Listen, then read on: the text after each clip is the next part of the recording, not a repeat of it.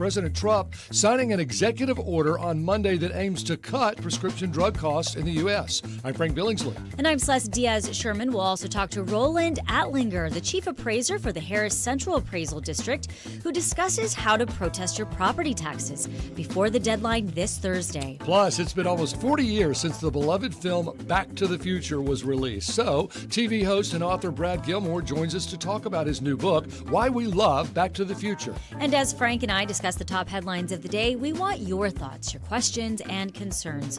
Give us a call or text us at 713-440-8870 or email us at talk@hellohouston.org. Hello Houston is made possible in part by founding sponsors John Bradshaw and Kathy Sanders, and by gifts from listeners like you. Live from NPR News in Washington, I'm Lakshmi Singh. An elaborate Saudi welcome to President Trump on his first major international trip of his second term.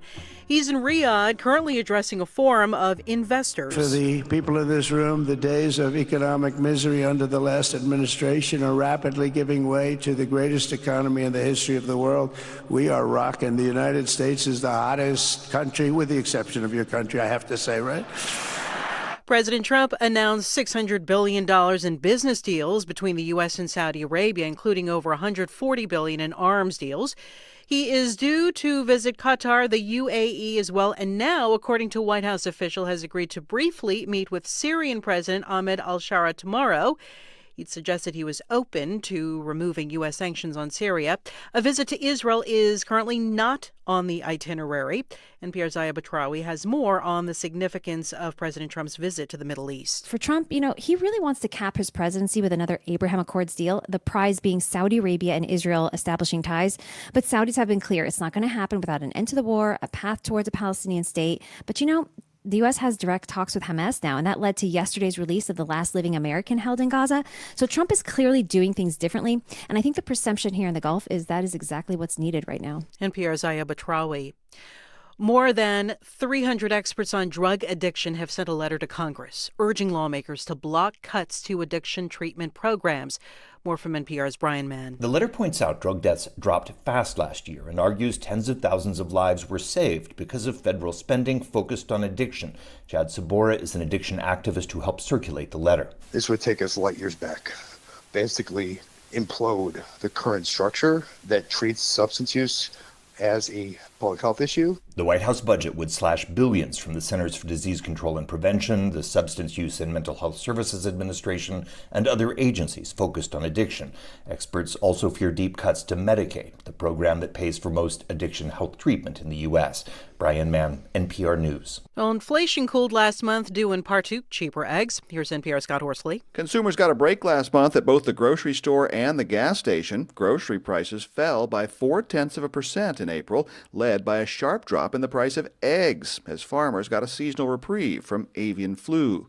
Consumer prices overall were up 2.3% from a year ago. That's the smallest annual increase in more than 4 years. Stripping out volatile food and energy prices, core inflation was 2.8%, unchanged from the month before. Furniture prices were up last month, which may reflect the cost of higher tariffs. So far, though, retail prices show limited fallout from the trade war. Analysts say that could change in the months to come. It's NPR News. Live from News 88.7 in Houston, I'm Gabrielle Dawkins. A number of community and government stakeholders joined to launch an initiative aimed at getting young children to learn as quickly as possible. News 88.7's Tom Perumian reports.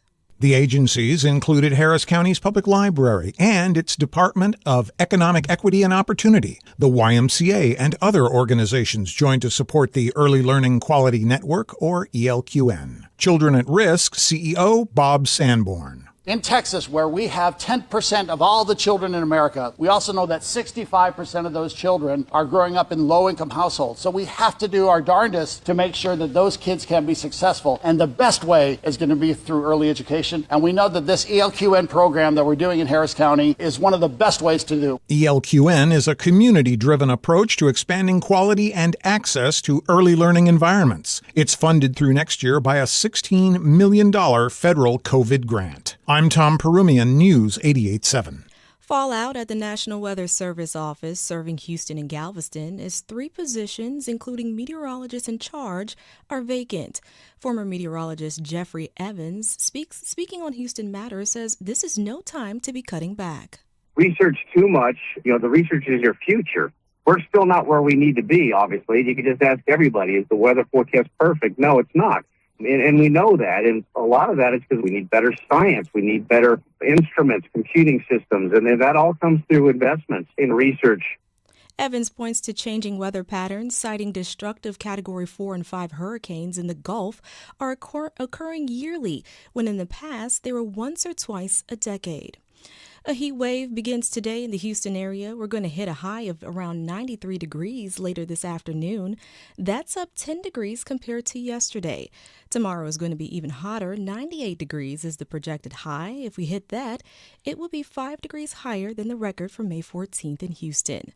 I'm Gabrielle Dawkins, News 88.7. Support for NPR comes from NPR stations. Other contributors include Progressive. Progressive Commercial Auto Insurance protects the vehicles that work to keep small businesses moving forward, including protection while running errands and other tasks. At progressivecommercial.com.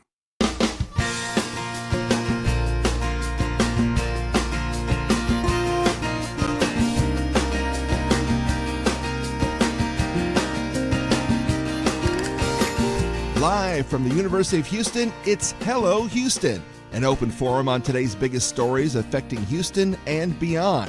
Call now, 713-440-8870, or let us know your thoughts on today's topics by emailing us at talk@hellohouston.org. Now here's your host for Hello Houston, Ernie Manouse, Celestia Sherman, and Frank Billingsley. Thanks for joining us today on Hello Houston. I know, one of these things is not like the other. Well, Ernie's out today. Ernie's on a little break today, which he deserves. He works hard. No Ernie, no problem. We got you covered. And, and hello to our YouTube viewers. One of our best parts of Hello Houston, for me, I think, is being able to interact with you all. Oh, I know. And when we're short on Ernie, we need our listeners and our YouTube viewers. That's right. And you can comment and watch us on YouTube by going to youtube.com/Houston Public Media. You can also head to our webpage, hellohouston.org. And when you're there within YouTube, be sure to like and subscribe. You can also find us on Instagram at hellohouston.show. Be sure to follow us. That's one of my favorite ways. We're everywhere. We find you where you are. Yes. We rise to your level. That's right. Speaking of rising levels. Temperatures. Oh, my gosh. Are you ready for this? No. I mean, here it's, May the 13th. Mm-hmm. If you follow the European model, a lot of people love the European model. Mm-hmm. Today, relatively speaking, not horrible. A high of 92 for us. Out in the hill country, 101, 102. We get to tomorrow, we're up to 95. 106 in Austin. I think that's what's so tough, right, about Texas weather, specifically here in our area in Southeast Texas, is that it immediately will go from beautiful. I mean, just on the weekend, we just kept talking about how beautiful as we're waking up to 70 degrees. I know. And then, boom, here we are. Well, and the sad part is not only mid-90s to even upper 90s here through the weekend, but clear past Memorial Day into the next week. And that's what I was going to ask you. So that's here to stay. As far as the eye can see, we're going to be frying. So really take those heat safety measures. Yeah. I'm sure all the weather people on TV will be telling you about it. But that's right. Light, loose clothing, sunscreen, caps, shade. It's 15 degrees cooler in the shade. Just take breaks as you need them, especially if you're an outdoor worker. That's right. So be careful. Or if you're watching kids' sports, right? Be sure to take your umbrella. And make sure the kids have, it's when water. You're young and you don't want to put on sunscreen and just want to go play ball. That's right. That's when you get that bad burn that can haunt you for life. Sunburn. But coming up this hour, Chief Appraiser for Harris Central Appraisal District, Roland Altinger, will answer your questions about property tax appraisals with a deadline to protest your property taxes before it's too late. That's coming up. But first, we dive into today's topics. President Donald Trump signed a sweeping executive order Monday that aims to cut prescription drug costs in the U.S. The new order directs Health and Human Services Secretary Robert F. Kennedy Jr. to come up with price-cutting goals within 30 days. The move will kick off a round of negotiations between Kennedy and the drug industry. Officials said it's fair to expect that GLP-1s, a class of drugs that includes Ozempic, Wegovy, and Zepbound, would be included among them. Last month, the administration rejected a Biden-era proposal for Medicare to cover weight loss drugs. The move would have saved patients money but cost the government about $25 billion over the span of 10 years. We want to hear from you. Give us a call, 713-440-8870. Do prescription drugs need to come down in price, or do we need to push more health initiatives? Absolutely. I want to know what people think. 713-440-8870. You probably don't, I don't know. No, sure. But you're not at the age where you take a lot of drugs that can be really expensive. Right. And I tell you, I take one of the weight loss drugs, and my cholesterol has come down, my A1C has come down, my glucose has come down. Everything that was up has gone down, and everything that needed to come up has come up. Do I attribute it just to that? Well, it helps control your eating, so you stay away from fried foods and fatty foods, and so that's probably, at the end of the day, stay away from sugars. But it helps do that. It helps curb that appetite for, I grew up a Southern boy. You know, if it doesn't have sauce on it, I don't eat it. It's not deep fried. Deep fried. You could fry a tennis shoe and I would eat it. So it's medications and prescription treatments do need to come down in price, or insurance companies need to do a better job negotiating price outcomes with pharmaceutical companies. Well, every time I travel, either north or south, Canada or Mexico, now that when we come back into the country, they ask you, have you brought medications back? And I think the reason, that's a new question. And I think the reason is people are going to foreign countries where they can get cheaper prescription drugs and bringing them back. So why aren't we competing with that on a fair playing field so that we can get prescription drug prices down, which they should be anyway, and keep our economy healthy? Well, it's interesting that you say that, because there is a lot of risk in creating new drugs, right? So the big pharma companies spend billions on research, testing, and doing trials for some drugs that will never make it to market, that will never get approval from the FDA. So when one of these drugs does make it big, they want to capitalize on that. They want to be charging that high price. And it is somewhat of a cost. That's just a cost of doing business. Well, they also want to keep other people out of it. Right. They want to own that drug. But it can be extreme. Well, I know Eli Lilly is really fighting compound pharmacies, especially with weight loss drugs, because Eli Lilly wants to be the company that you go to for a weight loss drug. And there are, I'm sure, other companies following suit. And so even if you can, get what you need a little cheaper somewhere, these big farms are coming in and saying, no, we're going to stop that. And that's where it gets a little bit free enterprise monopolizing. Right. So I think the administration needs to do something about this. And I'm glad that President Trump is doing this. I'm all for it. That's right. And we want to hear from you. Do prescription drugs need to come down in price, or do we need to push more healthier initiatives? Give us a call, 713-440-8870. You want to move on to number 2? Yep, let's do it. I think we'll get some calls on this one. So House Bill 229 strictly defines men and women based on the reproductive organs they were born with and orders state records to reflect this binary. The bill, titled, for whatever reason, the Women's Bill of Rights, lays out the, quote, biological truth for anybody who is confused, said author Representative Ellen Troxclair, an Austin Republican. Bill passed on the second reading, 86-36, a very tense debate. It's expected to finally be approved this week, goes to the Senate. The Senate will probably pass it. They passed several bills with similar focus. If it becomes law, more than 120,000 trans Texans would be forced to be defined in state records by the sex they were assigned at birth, rather than the gender they identify as, even if they've already legally changed their birth certificates and driver's licenses. These bills seem to be coming up more and more for us to discuss. Yep. Why does the state feel the need to legislate this? Well, I think it's the red hot MAGA button, and it's secure. Let's talk about Ms. Ellen Troxclair, the representative. She is a up-and-comer. She may be governor of this state one day. She's beautiful. I mean, Miss America beautiful. Really? She's about 30, 32. She's an author. She's written a book called Step Up about empowering women. She has her own real estate firm. She's bright. She's smart. She has a husband and 3 beautiful children, all of her, from what I can tell, about under 5 years old. So she was the youngest person ever elected to the Austin City Council. Wow. Yeah, so she has a successful political record. So she's a bright future. But why does Ms. Troxclair feel like, first of all, this should be titled the Women's Bill of Rights? What about me? 2/3 of transgender people, it's estimated, go from being male to female. But the other third are female to male. So why is this the women's bill? She feels like this. Do you feel like this bill, it would, by making people secure their whatever they were born in gender, secure that to all of their records? Do you feel like that somehow protects and empowers women? Well, I will say I think one of the big questions is, who is it harming? And that is where you have to ask, because clearly she feels that we have to provide safety to women and children. Of course we do. And, what does it mean by state records, though? That's what I would like to know. How does your driver's specifically. license somehow reflect one way or another? You're You have a living your life. picture. You're living your life as a woman, and now I guess if you go in for a renewal, you're going to have to somehow. I don't know that a picture matters, but somehow it's still going to have to say on your male. ID. Well, but still, You'll have your picture. You could be a long-haired man. I mean, Right. Well, what does it mean by state records, I think, is my big question. Who is it harming? And then I would like to know where that it's used in somebody's day-to-day life and how it can create issues for them. I can't imagine. Beyond the personal. And why wasn't it creating issues from 2016 to 2020? When not only was Donald Trump president, but the Republicans were in charge. Why now? And you think about, I only know personally one, like a family friend, one transgender person.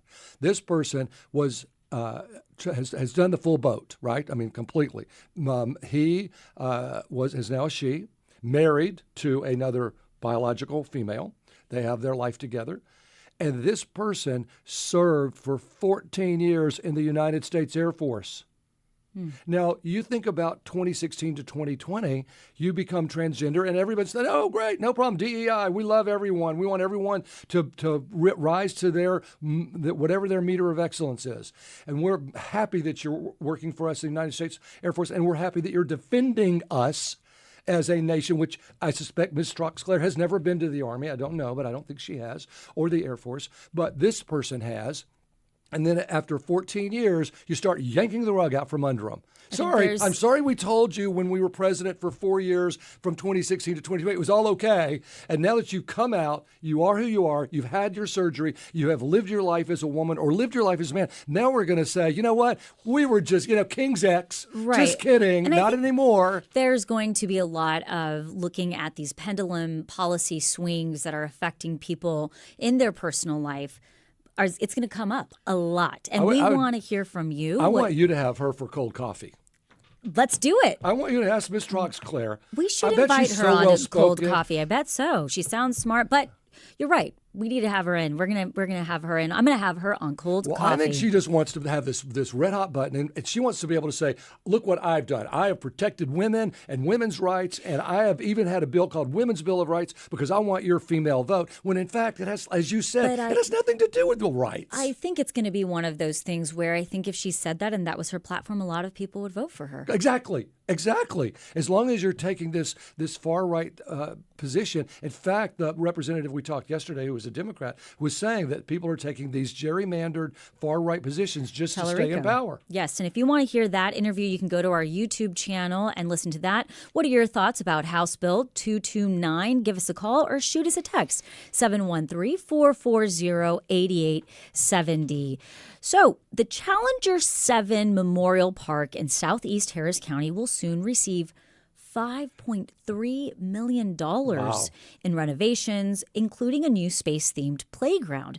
The improvements will include a new space-inspired playground with increased access and inclusivity, a repurposed boat launch designed to accommodate kayak launches. They have a little lake there. That's cool. I didn't know that. No, it's not a big lake, but it's big enough for kayaks. A new boardwalk. The Challenger 7 Memorial Park was dedicated in 1986 to honor 7 NASA astronauts who died in the explosion of the Space Shuttle Challenger. What else does the city need to renovate on? Give us a call, 713-440-8870, or you can as well shoot us a text. Bike lanes, depending on who you ask. That comes up a lot. I've got to say, here we are. Heat is about to rise. More splash pads. Summer heat can be dangerous. Parents are always looking for ways to get outside and get their kids out. The city is doing a good job of adding these to new parks, but I would love to see it added to existing splash pads where we can go and play and I don't want to throw paint on the pumpkin here, but paint on the pumpkin. Go for it. But there was that boy who died because of a splash pad in Austin because of the brain. Yeah, because of the brain amoeba. Yes, a brain amoeba. I think it was in Lake Jackson. That's right. You might be right, Lake Jackson. I don't know if this particular park is basically League City, near where NASA is. That's why it's honoring the Challenger astronauts. So there's, as long as it's safe, and it, and 100, almost 99.9% of the time it is, there's always that unfortunate moment, and it happens in a lot of bodies of water. I mean, it can happen anywhere. Right. Well, there was something about their testing of bacteria was off. I mean, it was a real. So if we're going to put splash pads in, we really got to make sure they're safe. We need to be responsible. But we want to hear from you. 713-440-8870. We have a call from Lynn from Far West Houston. Hi, Lynn. What's your comment or question? My comment was about the anti-transgender bill that you were talking about a couple of minutes ago. Yep. Yes. My comment is, I don't understand why MAGA Republicans want to mess in my personal business all the time. If you don't want to do something, you don't believe in something, you don't want to read a certain book, marry a certain person, fine. You can do that in your life. But don't tell me how to live mine. Well, I agree with you. And Lynn, here's the killer. Okay, Women's Bill of Rights is what this bill is called, the Women's Bill of Rights. But no word about the Supreme Court knocking down Roe v. Wade. That it's okay to control women's health and women's issues with abortion, but God forbid anybody tries to be non-binary. That's what I think that this bark is really, really up the wrong tree. Lynn, thanks for that call. We also have another call from Marco from Gulfgate. Marco, welcome to the conversation. Hi, Marco.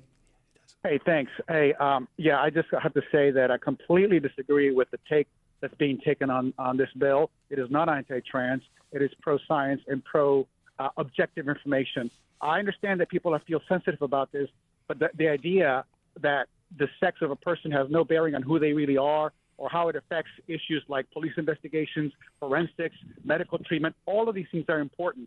And while I'm sensitive as a gay person to some of the issues that may come from being in a sexual minority, that doesn't overtake the fact that all of us have a biology. And to simply say that a group of people get to redefine what a woman is and what a man is, so much so that we can't have a definition anymore, this is the reason why we have this. That's why the Supreme Court of the United Kingdom has finally settled this matter, and it did it in a way that was not anti-trans. So I'm all for providing accommodations for trans people, but to simply say that, all the laws that were written, they're not going to be retroactively defined to apply to trans, and that's not fair. So that's why I don't agree with this take at all. Thank you, Marco. We appreciate you for calling and letting us know. I think that Marco has some very, very good points. Which is why I don't think this is the end of this. No, it's not. And, we know that you all have opinions and thoughts and are well-read and are passionate about these things. Give us a call, 713-440. Can I say on Ernie's behalf, it's National Crouton Day? National Fruit Cocktail Day and National Apple Pie Day. I love a good fruit cocktail. I just want to throw that out there. I do love too much sugar. I love them. Well, there you go. Coming up on Hello Houston, Chief Appraiser for Harris Central Appraisal District, Roland Altinger, will discuss how to protest your property taxes before it's too late. And we continue to take your calls on today's topics at 713-440-8870. This is Hello Houston on News 88.7.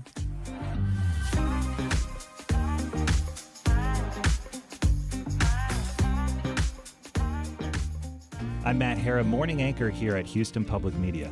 I look at it as a huge responsibility, especially during severe weather events. I quickly learned the importance of radio during emergencies when people without power, for example, are looking for information quickly. Houston is obviously in line and prone to disasters, but we are also a resilient city, and that's where the honor comes in. I'm honored to cover the aftermath of these events, talk to people, and, air people's shared experiences. Houston Public Media delivers essential journalism and programming that informs and unites our community. We extend our gratitude to our innovator supporters for enabling us to provide free programming for all.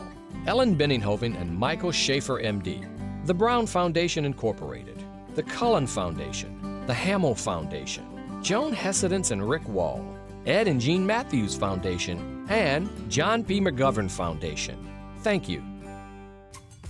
Support comes from Serverless Solutions, aligning businesses with technology, including cybersecurity, artificial intelligence, and cloud-based infrastructure. More information is available at serverless-solutions.com. Support comes from Rice University's Baker Institute, offering a forum for informed, nonpartisan, civic-minded engagement on the most pressing issues facing Texas, the U.S., and the world. More information about becoming a member is at bakerinstitute.org/membership. Support comes from GenPro, a Houston-based home generator service, providing power to homes during unexpected outages, helping with connectivity and productivity. More information is available at genpro.com. Support comes from Moody Center for the Arts, hosting the opening reception for Figurative Histories, featuring Texan artists Letitia Huckabee, Early Hudnall Jr., David McGee, and Dalita Martin. May 30th. More at moody.rice.edu.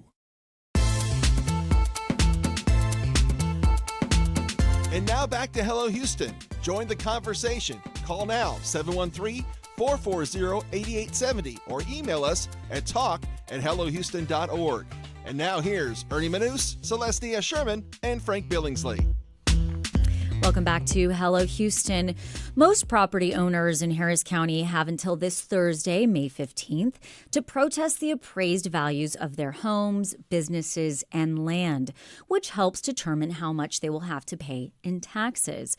Property owners in Harris County have until 5 p.m. Thursday or 30 days after they receive value notices from the Harris Central Appraisal District to file protests in an attempt to lower their appraised values. To tell us how to get about this process, we welcome Roland Altinger. He is the Chief Appraiser for the Harris County Appraisal District, a position he has held since July 2016. Roland, good morning and welcome to Hello Houston. Well, good morning, and thank you for the invite. All right, let's get the name right.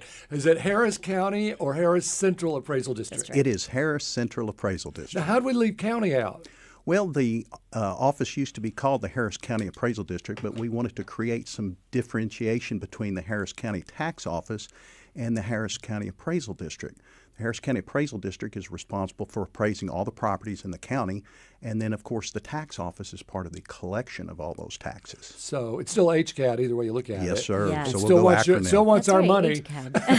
So Roland, I have protested every year since 2020 with mixed results. Why should homeowners protest their appraisal, and how does the approval process happen? Because it feels like it goes back and forth whenever we're getting our actual value. Well, first of all, we appraise 1.9 million parcels in the county, Wow. and we do that every year. And I tell folks, God did not descend down from heaven and say the values are correct. You cannot pay that many properties and not make a mistake. Right. But to your point, I used to have more or less, posters and everything before everybody got on PowerPoint, right? And I would go down and protest. And my experience was the first person you talk to will be very nice at hearing what you have to say and has the authority to maybe reduce you 5 to 10%. Oh, they can reduce you as low as it needs to go based on the evidence that's presented. Really? It's that first person you talk to? That is correct. And we resolve about 80% of those hearings at that point. Yeah, I resolved several that way. But occasionally I would go to the 3-person triumvirate. Does that still exist? The reason I say all this is I have a company do it for me now, so I haven't been down there in a while. This is still a 3-person panel? Yes. If the property owner's not satisfied with the recommendation by the appraiser in that informal meeting, then the property owner or business owner has the right to go to the ARB, which is the Appraisal Review Board. Now, Roland, when we're looking at, real estate here in our area, in this time of stagnation, why do appraisal prices still continue to go up? Well, I tell people it is what we are doing as buyers and sellers in the marketplace. And, up until 2 years ago, we had low interest rates. We had interest rates at 2.5%, which is just cheap, inexpensive money. And if you were to look at a $400,000 house at that point, your principal and interest would be about $1,600. Well, today interest rates are at 6.5%. With interest rates at 6.5%, we have that purchasing power reduced from a $400,000 house to a $250,000 house. So not only is your purchasing power decreased with the interest rates going up, we've seen the inventory. 2 years ago, we were looking at a 1-month inventory of properties on the market. Now it's 4.6 months, and the national average is 3.5. So we've seen the inventory go up, and of course, scarcity is one of the things that drives that value. So with the inventory going up, we're seeing prices stabilize.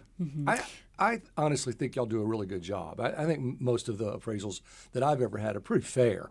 But let me ask you a couple of questions. Okay, sometimes it's a pool makes your property prices go up. Sometimes a pool makes them go down. Sometimes a single-family home is higher than a multifamily area, even though these multifamily fourplexes will cost more. So you can have a smaller place on property that costs $1.5 million, whereas the house next door to it is $1 million. But yet the $1 million gets a higher appraisal per square foot because of the property, whereas that doesn't mean that that's what the value is. Well, you bring up some good points. First of all, the pool example is it's one of the principles of contribution. And the principle of contribution says, you can go out there and spend $60,000 on a pool and put it in your backyard. It might not return $60,000. And of course, in this county, it doesn't. It returns probably 25 to 30% of the value that it cost you to put that pool in. Whereas if you take a house in an area of gentrification and you put some fresh paint on it, you might get more than what you spent on that paint to make that house looking better. So this is just one of the things you need to argue if you feel like your appraisal is too high. Well, one thing we don't do is we argue. We try to determine we try to fairly allocate that market value. And, okay. And so in the process, if the property owner has evidence of their property where they have foundation issues, for example, and bring in the estimate to fix that foundation. We've got a lot of houses in the county that have foundation issues because of the gumbo soil that we have underneath these houses. So they bring in a cost estimate, what it costs to do that repair, and bring in the pictures, and we reduce the value based on that. We want to remind you, you're listening to Hello Houston, and we're speaking with Roland Altinger, the Chief Appraiser for the Harris Central Appraisal District. Now is the time to get your questions in for Roland. Give us a call, 713-440-8870. Are there limits on how much and how often the value of somebody's home can increase? Yes, and you bring up a great question in that in 1997, the legislature passed what they call the CAP bill, and it applies to a homeowner if it's the second year that they qualify for their homestead exemption, and we need to talk about that because that's another great savings that property owners can avail themselves of. But in that second year, it's limited to a 10% cap. And let's say the market that we had a few years ago, we had houses going up 20, 30, and 40% in consecutive years. And, of course, those property owners that had the homestead exemption were capped at 10% per year. Do they ever go down? Yes, they do go down. In fact, we have this market that has changed now. And when you look at the 1.5 million notices that we've got on the street out of the 1.9 that we appraise, we've got roughly 12% of those population population of those houses that are going down this year. 32% are decreasing, 56% are increasing, and 12% no changing from the You previous year. talked about the street. I have to ask you, Roland, I've seen HCAD cars in my neighborhood. I saw this the other day. What are they doing? That was just kind of off the I top. can tell you what they're doing. What are they doing?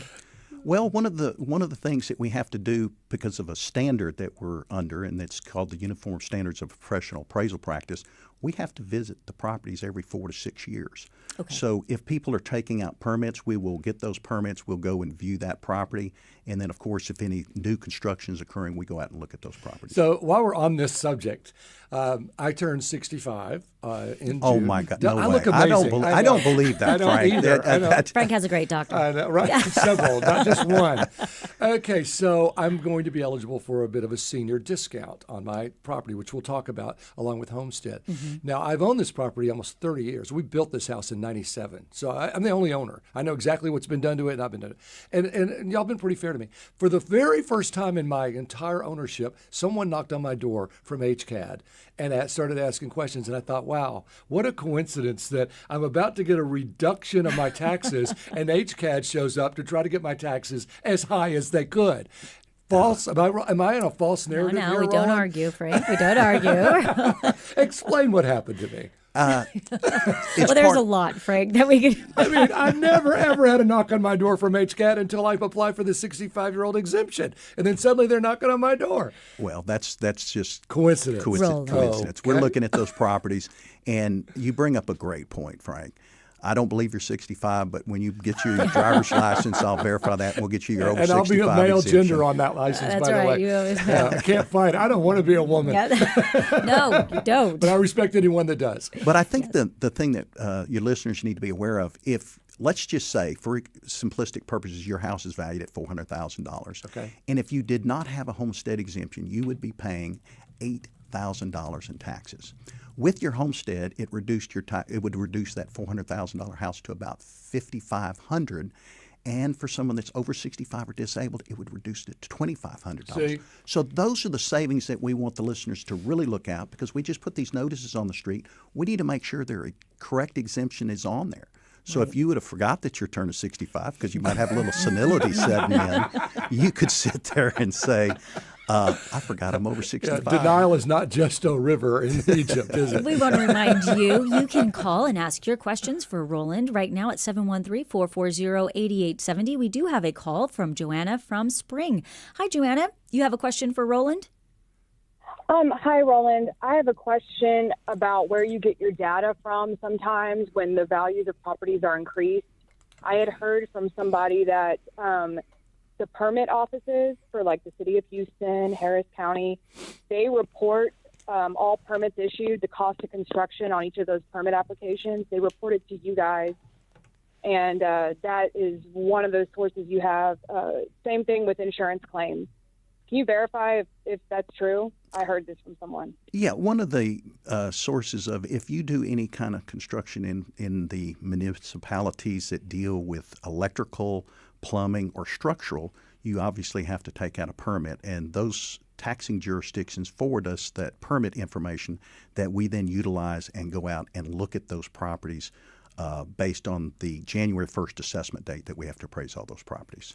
Well, while we're on that, what's the laundry list? We talked about pools, but like a roof that needs repair, a fence that was blown down by barrel, a tree that had to come down because of, a lot of times after storms, property is damaged. It's not as beautiful as it was. It's not as valuable as it was. What's a laundry list of what people can kind of go through in order to determine whether they should protest? I think anything that they feel diminishes the value of their property. Okay. They are the expert of their property compared to other properties. What about next door neighbors? Because a lot of people are seeing next door neighbors being bought for Airbnb party houses. That's a big subject in this town. And if down the street on the corner, there's a big party going on every Saturday night because they bought and they Airbnb or however they share their house, I would argue that's diminishing the value of my property. Would you buy that as an argument? I would. It's called economic obsolescence. It's a obsolescence that exists outside of the property that you actually own. And that could be if you back up to a strip center, an apartment complex. What about street repair? Street repair is temporary. So when we look at the construction for the rail that was done some of those things were temporary reductions in values to those businesses and properties. People forget we flood, especially when we haven't had a big flood in a while. But we do. Could you take your charge for flood insurance down to the appraisal district and say, I have to pay $2,500 a year in flood insurance, which means my property is not as valuable as the guy who only has to pay $500 a year? Well, it brings up an excellent point in that we've had 3 major floods in the last 10, 12 years. And what happens is after that flood, it has an effect on that property. And then there's that stigma that goes away a few years later because people they're forgetful. Yeah. It's 2 to 3 years, and the market rekindles itself. But the main thing that you just brought up is if there is a barrel or a derecho, those properties that were damaged, those property owners can get a disaster exemption. And it's passed for those 2 storms, but in the future they could avail themselves of that. And then it goes back to that January 1st assessment. So if they did not make those repairs before January 1st, make sure you make the appraisal district aware that those repairs have not been done, because we might go out there and there might be damages on that outside, such as roof, that were fixed, but we don't know what's on the inside. So that sheetrock could still have damage, and that's things that people can bring to our attention. We have a call right now from Janet from Waller County, who has a question for Roland. Hi, Janet. Hi there. Hi there. How are you? Doing well. What is your question for Roland? Hi. Thank you, Roland, for helping. I've been to a protest in Waller County, and it was my initial protest. I stood at a podium with a panel of individuals to hear my protest. And in the corner sitting there was the chief appraiser. I thought that you go up with one person for the appraisal protest, and I thought that the chief appraiser was not allowed to be there. Feels like it would be someone that would sway the board's decision toward the Waller County way, because he's sitting there watching and monitoring. Well, first Thanks of all, for your question, Janet. Well, first of all, I can't speak for Waller County, but in Harris County we have roughly 500,000 protests a year, and I have not done a hearing in years. In that, I have to have staff. I've got a staff of over 700 that do that for us. So again, I can't speak for Waller County, but I can tell you that in our county we do informal meetings where we allow the property owner to speak with the appraiser one-on-one, and we resolve about 80% of those at that point. And the residual go to the appraiser review board, as you stated. Do you think, I think Janet's question was, do you think that having the chief appraiser there had any influence on how it went? No, I mean, that's not. I don't know how many protests Waller County has, and I don't know if the chief appraiser, they usually is there. Usually is there or not. I mean, I know some counties where they get 25 protests a year, and the chief appraiser's the clerk, answers the phones and looks at all the properties. And there could be some training going on. That's true, too. Like the chief appraiser wants to make sure that John's doing their job correctly. Yes. There's that. Okay, Don from Clear Lake. I'm not sure what part of Clear Lake. Some of Clear Lake is in Harris County. From Don for Roland. Don, what's your question? Hi, this is Don down in Clear Lake. I was listening to the conversation, and I appreciate the information, but I was a little bit irked at the fact that I have lived in the county for 30 years-ish, and I just found out that I could use foundation issues as a means of adjusting that assessment.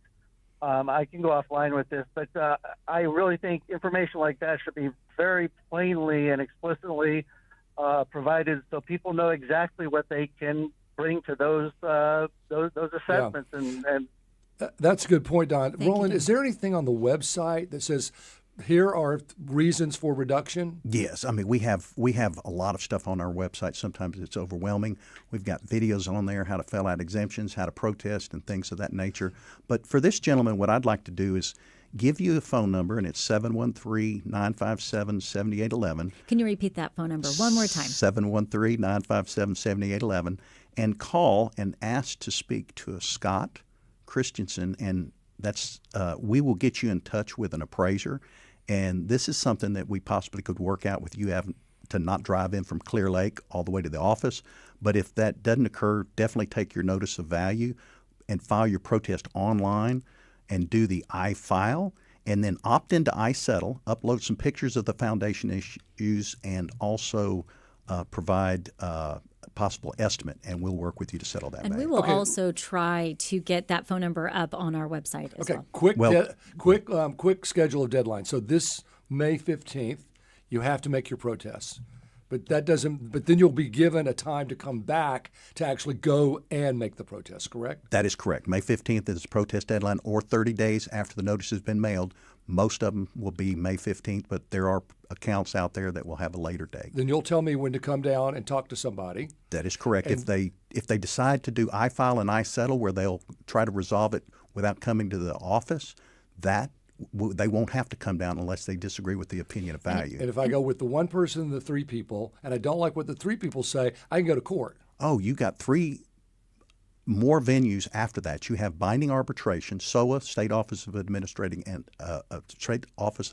Hearings, and District Court. So you got multiple options. Thank you so much. It's really been very informative. Yes, Roland Altinger is the chief appraiser for the Harris Central Appraisal District.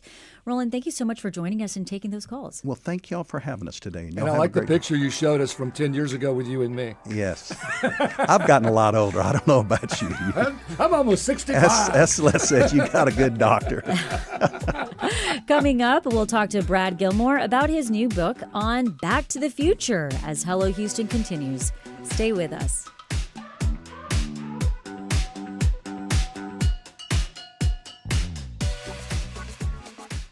What you hear on this station, every report, every interview, every update, is only here because someone like you gave.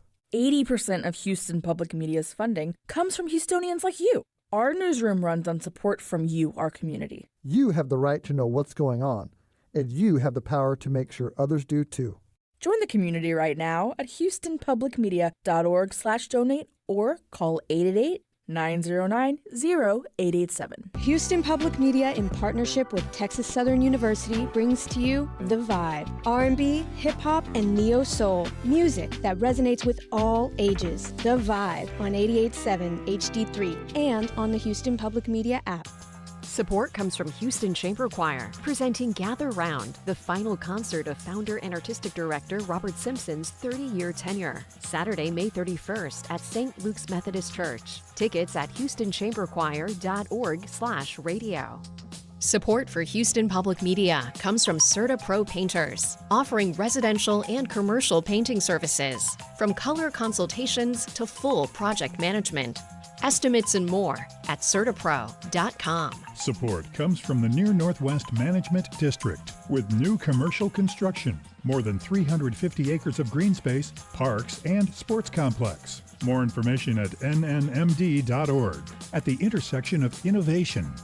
Support comes from Children's Museum of Houston, presenting Faithful Friends, an exhibit fostering connection, curiosity, understanding, and friendship. Families explore other cultures through the eyes of Houston kids. More at cmhouston.org. Support comes from Texas Mutual Insurance Company, committed to strengthening the state's workforce and its communities through safety and wellness grants and education initiatives. More at texasmutual.com/community impact.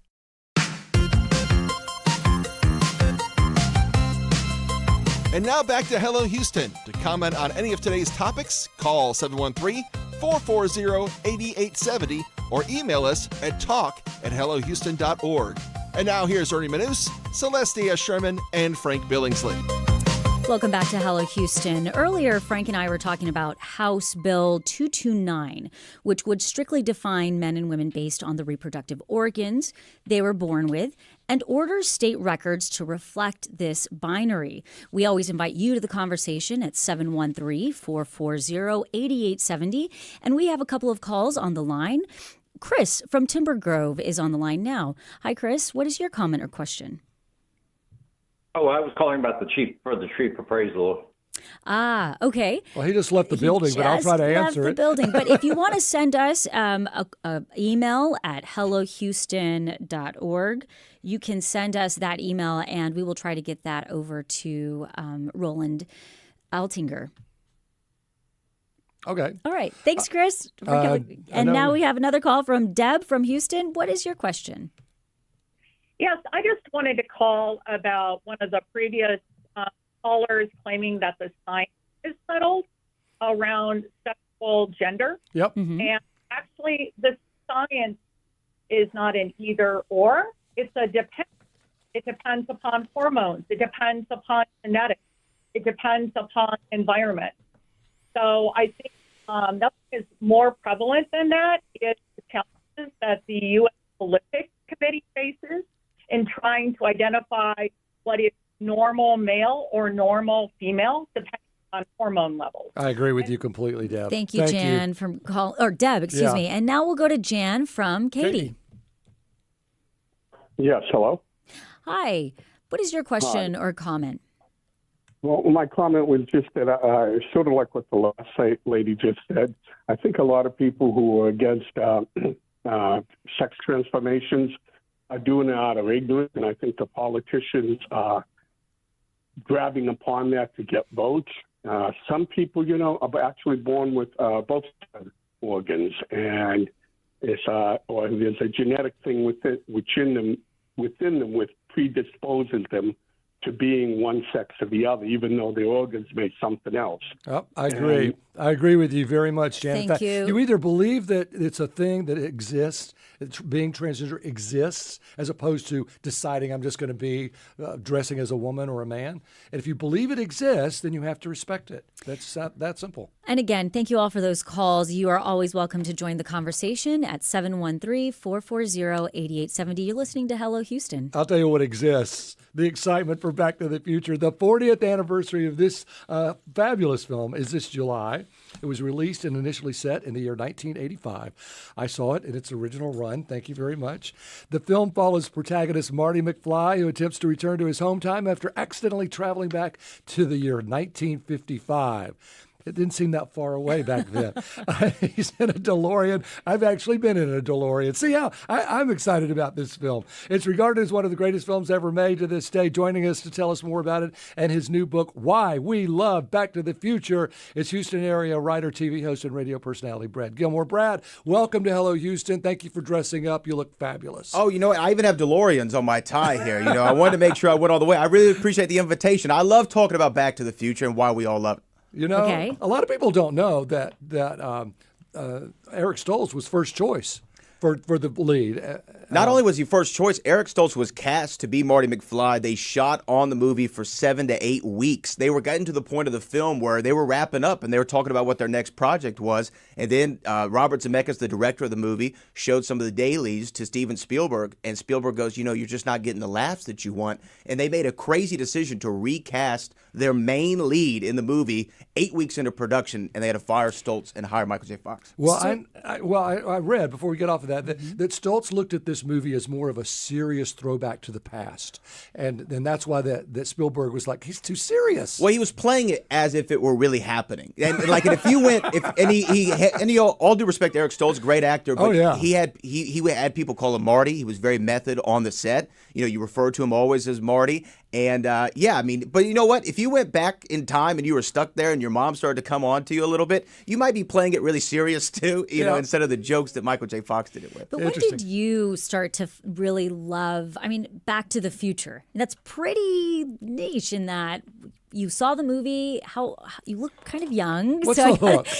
Yeah, when did you get into this movie? So I got in the movie real young. I saw it on television one time, and it just captured my imagination. I'm the youngest of 4, and my oldest brother and I are 23 years apart. So we don't have a lot in common, culturally speaking, right, over the times that we grew up. But Back to the Future was something we bonded with. My dad is in his 80s. He grew up in the 50s. So for me, it was almost a connection to my family in a lot of ways, which I think is where this movie first came to be. Bob Gale, the writer of Back to the Future, co-creator, found his dad's yearbook and said, oh, wow, I didn't know that my dad was the president of his graduating class. I would have never had anything to do with the president of my graduating class, and they went to the same high school. So we thought, I wonder what would happen if I went to high school with my parents. Would we be friends or not? And that was the germ of the idea that birthed Back to the Future, the franchise. And kind of, the family element has always been something that stuck with me. That's amazing because this is your second book about Back to the Future. How did you do 2 books on Back to the Future? How much content can you really have, Brad? Well, look, I went all the way back to the past, future, present, all through the space-time continuum. Well, what's great about these movies is they continue to find an audience, and there continue to be spin-off projects around it. There was a musical that launched in 2020, actually right before the pandemic, in the West End in London, and then is transferred over here to the United States. I got to see it on Broadway back in 2023. It's coming to Houston, I believe, this summer. And there's an animated series. There was a ride. There's a comic book. There's a video game. There's so much about Back to the Future that you can really dive into. And that's what I wanted to do with this one. Coming up on this 40th anniversary, I wanted to really get into why we actually love this movie and what connects us to it. And so I guess, for you were mentioning how it really ties back to your family and your roots and that connection it brought to you. Why do you think it's still such a cultural phenomenon across the board? Quentin Tarantino regarded it as a perfect movie. And I think when people see the film, it's hard to find a flaw in it. And I think it explores themes that we're all curious by, not only the family factor, but a time machine. Who hasn't thought about, if I could only go back and change this? Yeah. And that's what the film hits on. Crispin Glover's character, George McFly, if I would have stood up to the bully, would my life have been different? Well, it turns out that if you do stand up for yourself, maybe your life turns out different. I think those themes of time travel and just wondering what would have been is what makes people keep coming back to it. Well, clearly it's dated. But I don't think it's one of those movies. Well, I'm dated too. Your opinion. Relax, Brad. It's your opinion. So, well, I mean, I don't think it's one of those movies that can be remade in 2030 to go back to 1990. You know what I'm saying? Do you? But you're the expert. So, yeah, I mean, if Back to the Future were to be set in the past today, it would be 1995, which doesn't really feel like that long ago. Right? That's blasphemy. But for me, the Bob Gale and Robert Zemeckis, who created this franchise, they actually said, over their dead bodies, will there ever be another Back to the Future movie or series? I think you could do it. You could do it, but should you? Should you? That's the question. Could you? How would you even cast it? Yeah. I mean, there's just no. Michael J. Fox was so. He's fabulous. Iconic. Yeah, he was so wonderful. Makes that. Well, we do have a question from our YouTube comments. My British computer guy says, I want to know which is his favorite of the movies. There were 3, right? There's 3 Back to the Futures, right? Back to the Future 1, 2, and 3, obviously. For me, and I don't know if it's just because I'm from Texas and something about Westerns are just embedded in our DNA, but I actually love Back to the Future 3 the most, which is actually an opinion not held by many fans. It's a very unpopular opinion, It's the most unpopular of the 3, but you know who shares it with me? It's Christopher Lloyd. When I talked to Christopher Lloyd, who plays Doc Brown in the films, he said Part 3 was his favorite as well. So that's mine. But you know what? It changes every day. It's like asking me what my favorite food is. Like some days it's Mexican, some days it's sushi. But I love all the food. I love all the Back to the Future. If somebody is actually listening that hasn't seen this movie, okay, congratulations. I haven't seen. You haven't seen this movie? You're in for a big seen treat.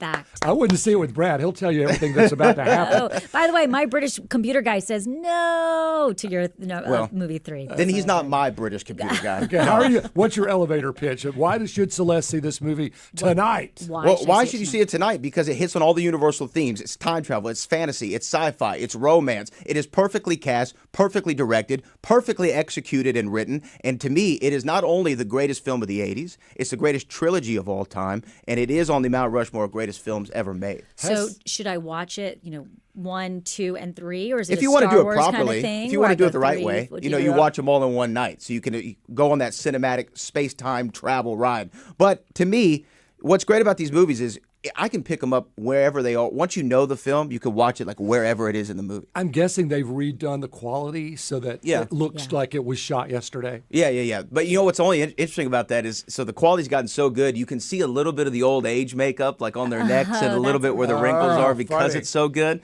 But yeah, I mean, it to me though, it just still feels fresh, even though it was 40 years ago. Have you ever ridden in a DeLorean? I have. I have too. Have you? No, I've never even seen the movie. She would be like, "What's a DeLorean?" I'm not sure. I would be like, "Oh, look at that car." So my British computer guy, by the way, says 2 all the way. So 2 is great. So here's what's interesting too: is Back to the Future 2 is where they actually go to the future, and the future was 2015. And when you look at it now, you say, okay, we don't have flying cars or hoverboards, but they did get a lot of things right. Picture-in-picture, paying with things with your thumbprint or your Face ID, Google Glasses. There's like a lot of small little things. And the black janitor becoming the mayor. That was the first social statement this really made. Yeah, he becomes mayor. Mayor Goldie Wilson. So if somebody wants to have a conversation about this with you, where can they find out some more info? You can follow me on all social media at Brad Gilmore, backtothefuturebook.com. Get it wherever you can. Listen to the podcast. We'll talk Back to the Future all day long. Brad Gilmore is a TV host, radio personality, and author of Why We Love Back to the Future. Brad, thank you for joining Frank and I today on Hello Houston. Coming up on Hello Houston, we'll premiere University of Houston political science professor and party politics co-host Brandon Rottinghause's new podcast, Techspert. I love Rottinghaus. And we'll hear Ernie Manouse discuss Eurovision with William Lee Adams, founder of the Eurovision blog site Wee Blogs. Stay with us for the second hour of Hello Houston. Stay tuned. There's more Hello Houston on the way with Ernie Manouse, Celeste Diaz-Sherman, and Frank Billingsley. For the latest in local news, subscribe to the Hello Houston daily newsletter at HoustonPublicMedia.org. Hello Houston is a production of Houston Public Media. The opinions expressed by the guests of this program are solely their own and do not represent the views of management, staff, or underwriters of Houston Public Media. This is News 88.7. Support comes from GenPro, a Houston-based home generator service providing power to homes during unexpected outages, helping with connectivity and productivity. More information is available at genpro.com. This is your NPR station, KUHF Houston News 88.7, a service of the University of Houston. It's 12 o'clock. Just ahead on this hour of Hello Houston, we continue diving into the top stories of the day, such as a survey conducted by Rice University's Kinder Institute for Urban Research, which found that few residents of the region feel very well prepared for the next major storm. I'm Frank Billingsley. And I'm Celeste Diaz-Sherman. We'll then hear from University of Houston professor and host of Party Politics, Brandon Rottinghaus, who will discuss the latest political issues as he's in Austin. And we'll get to hear a preview of his new Hello Houston feature podcast, Techspert. Plus, BBC journalist William Lee Adams will discuss the opening of the Eurovision Song Contest. And we want to hear from you, so give us a call or shoot us a text at 713-440-8870 or email us at talk@hellohouston.org. You can also watch us on our YouTube channel. Just go to houstonpublicmedia.org and click the big orange banner. Hello Houston is made possible in part by founding sponsors John Bradshaw and Kathy Sanders, and by gifts from listeners like you. Live from NPR News, I'm Lakshmi Singh. President Trump says he will order the end of U.S. sanctions on Syria. There is a new government that will hopefully succeed in stabilizing the country and keeping peace, Trump said as he was addressing an investors' forum in Riyadh today. Trump says Secretary of State Marco Rubio will meet with his Syrian counterpart later this week. The president himself is expected to briefly meet Syrian leader Ahmed al-Shara on Wednesday. Shara was once a member of al-Qaeda. Last year, he helped lead the rebellion that overthrew the long-ruling Assad regime. Trump received a warm welcome when he arrived in Saudi Arabia, the first stop on his trip to the Middle East. The president then announced a series of U.S. business deals with Saudi Arabia in what the White House said added up to a $600 billion investment in the United States. They include $142 billion in arms deals from more than a dozen U.S. firms and $80 billion in tech investments from Google, Oracle, Salesforce, Uber, and Saudi companies in both countries. A day after the British Prime Minister announced a tightening of his country's immigration rules, members of his own center-left party are criticizing him, not for his policy, but for his language.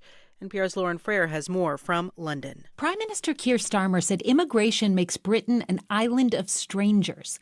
That echoes an infamous 1968 speech by Enoch Powell, a former lawmaker denounced as racist for saying immigration made Britons strangers in their own country. Starmer's office rejects the comparison, but many of his own lawmakers are criticizing him for it. Kevin McGuire is an editor at the left-wing Daily Mirror newspaper and spoke on local TV. Now when he wants to accuse the Conservative Party or Reform of racism and bigotry, they will be able to turn around and say, what about you? That's a reference to the far-right anti-immigrant Reform Party, which made gains in local elections here this month. Lauren Frayer, NPR News, London. The CEO of United Health Group is stepping down as the massive healthcare conglomerate faces mounting business problems. More from NPR's Maria Aspen. United Health Group CEO Andrew Whitty has presided over a terrible year for his company and for its industry of for-profit healthcare. His massive conglomerate owns United Healthcare, the largest U.S. health insurer, whose CEO was shot in Manhattan last year. The killing sparked a consumer backlash against high costs and denied claims of American healthcare. But United Health has also been facing mounting financial problems, especially in its Medicare business, as the senior citizens it insures seek more medical care than expected. United Health said Whitty is resigning for personal reasons. He was replaced by the company's former CEO and current chairman, Stephen J. Hemsley. Maria Aspen, NPR News, New York. You're listening to NPR News. Live from News 88.7 in Houston, I'm Gabrielle Dawkins. Houston is facing its first major heat wave of the year. Beginning today, the National Weather Service says we could see temperatures stretch into the mid-90s. Justin Ballard is a meteorologist with the Houston Chronicle.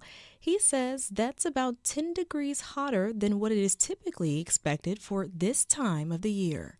94 is the record. Forecast high right now in Houston, 94. So we're gonna come close. We may tie it. We may break it if we go a degree or so higher than that. He says the average temperature this time of year is around 85 degrees. Tomorrow might be the record-breaking day with temperatures forecasted to approach 97 degrees. And the Fort Bend ISD could temporarily increase its tax rate by 7% to address a nearly $35 million budget deficit. From the Fort Bend County Bureau, News 88.7's Natalie Weber tells us more about what the district is doing to address shortfalls. Due to Hurricane Beryl, Fort Bend ISD could increase the tax rate for 1 year without going to voters for approval first. During a recent meeting, administrators proposed a tax rate increase of about 7 cents. Fort Bend ISD Chief Financial Officer Brian Gwynn says disaster pennies could help the district increase its reserves. This is him speaking during a meeting. And that would give us flexibility to address board priorities and goals when funds are short. The tax rate increase would generate about $35.1 million in revenue. From the Fort Bend County Bureau, I'm Natalie Weber. News 88.7. The Houston Police Department has designated a group of officers to target noise and trash complaints against some bars and clubs. The Houston Chronicle reports that the crew is called the Crime Protection Team Club Unit. It'll start to operate in about 6 to 8 weeks, and they look at venues where residents have noted extensive noise and lack of trash pickup. I'm Gabrielle Dawkins, News 88.7. Support for NPR comes from NPR stations. Other contributors include Charles Schwab, offering investors choices like full-service wealth management, advice, investing, and trading on Thinkorswim. Learn more at schwab.com. And from the Doris Duke Foundation.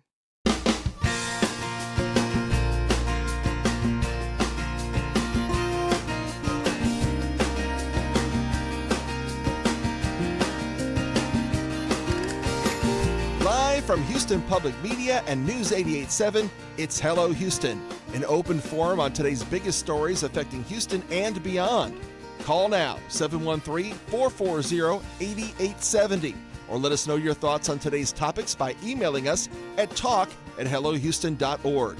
And now here's your host for Hello Houston, Ernie Manouse, Celestia Sherman, and Frank Billingsley. Wow, that was quick. That was We're quick. back. Hello, We're Houston, back. without Ernie today. Well, Ernie, but he'll be back tomorrow. He's just on R&R. He'll be back tomorrow.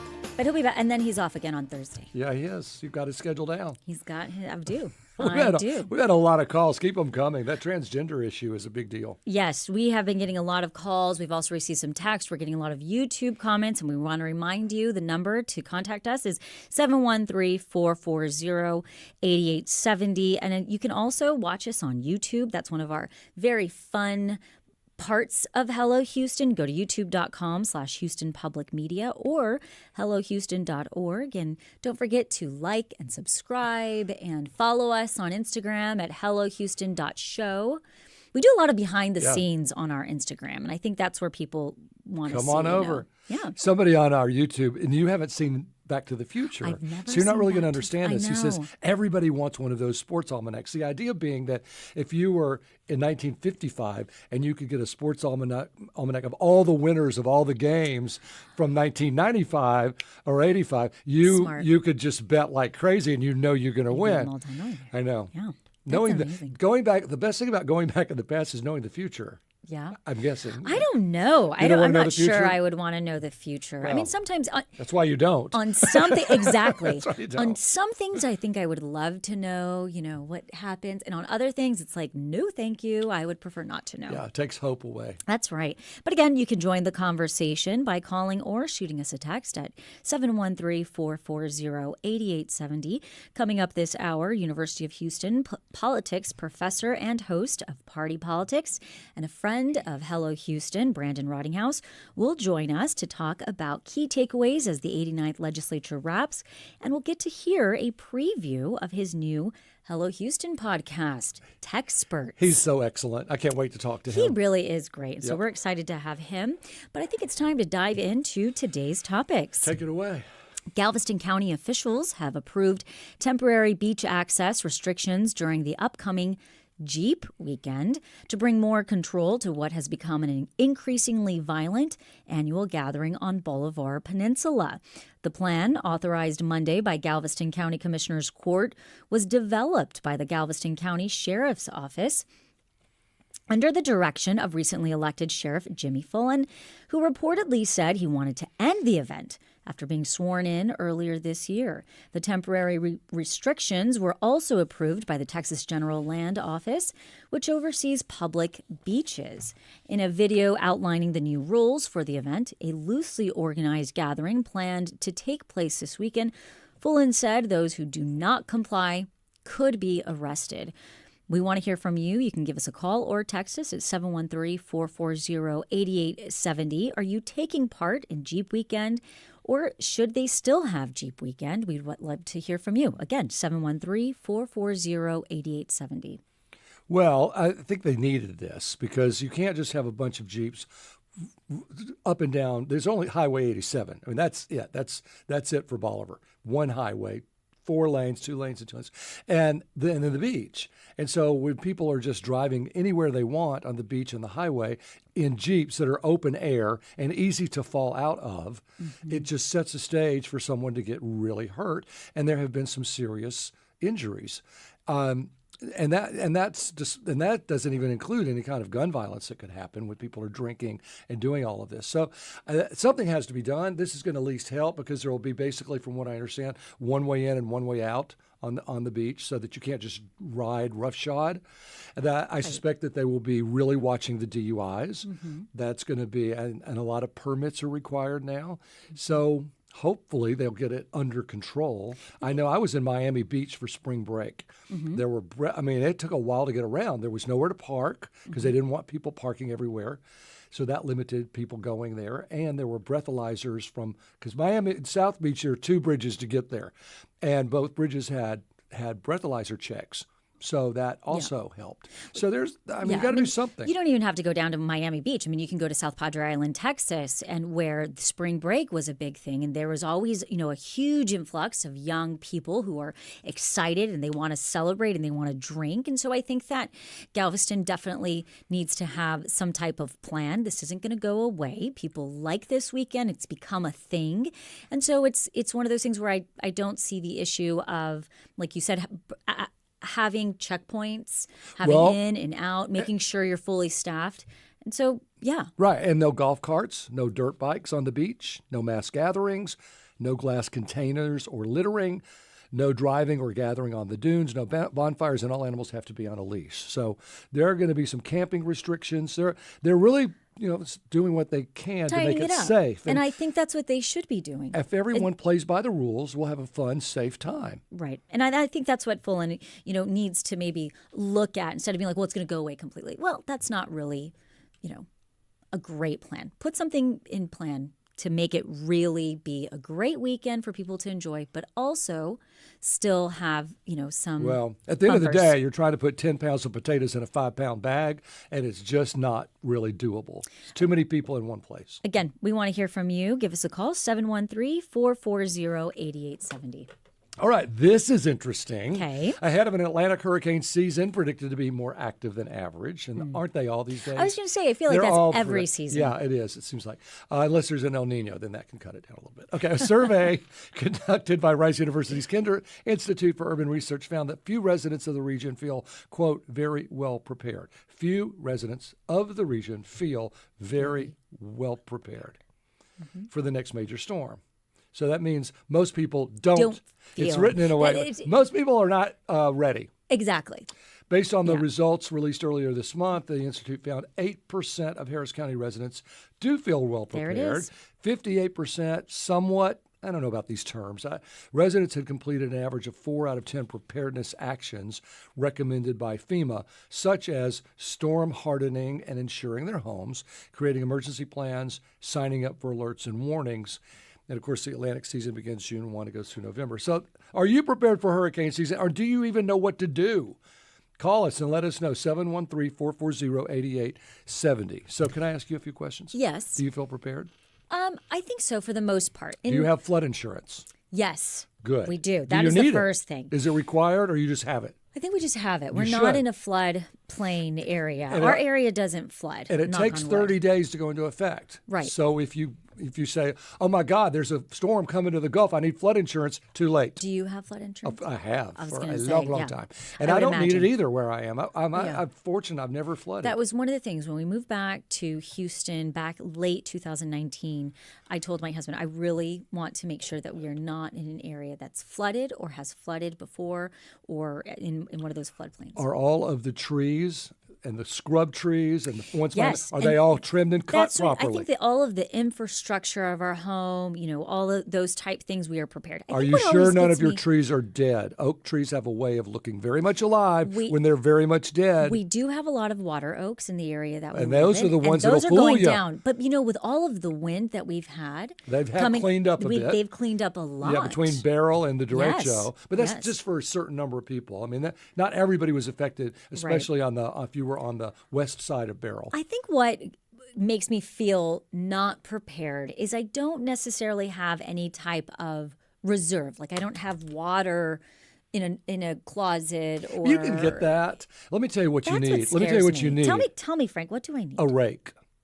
Okay, I think Do you I have a one. rake? Because there's going to be crap all over your yard and all over your Yes. driveway, and you're not going to be able to rake it up if you don't have a rake. And do you have huge trash bags, not kitchen trash bags, huge trash bags to put all of that stuff in? Well, you know what? We have a call from Anthony well, yes or no? from Pearland.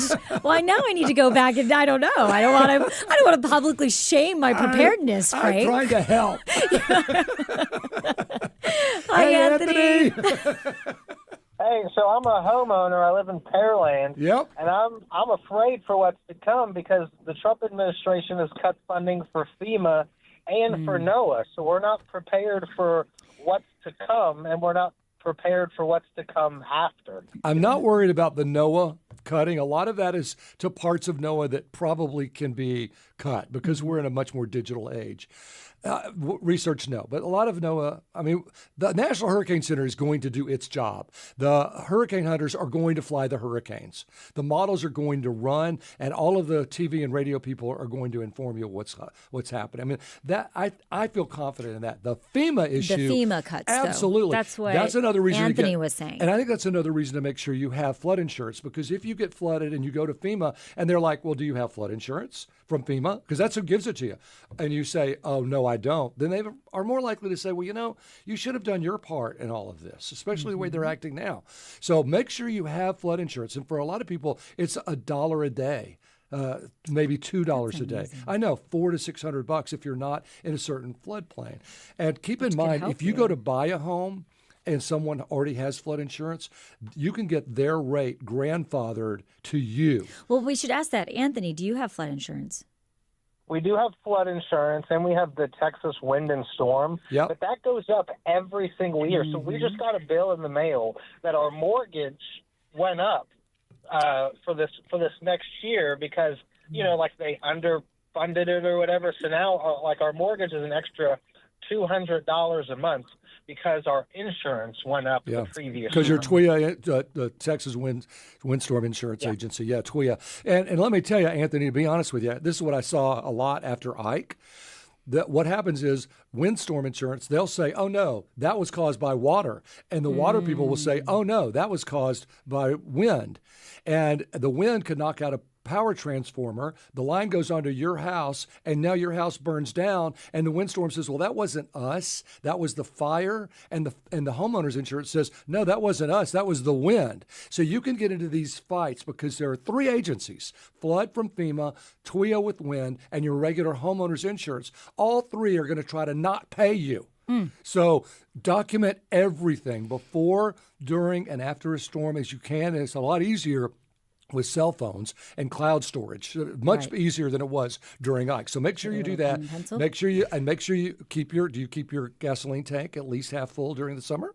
I do. I'm notorious for almost having zero gas. No, it really is as much about preparing for the aftermath than before. It's easy before, but it's the after stuff you don't think about. Like, how are you going to saw something that you need to saw? How are you going to pull it down if you need to pull? If there's something stuck somewhere and you're going to have to undo it. Tools. You have to have tools. Well, thank you, Anthony, for calling, and your question was excellent.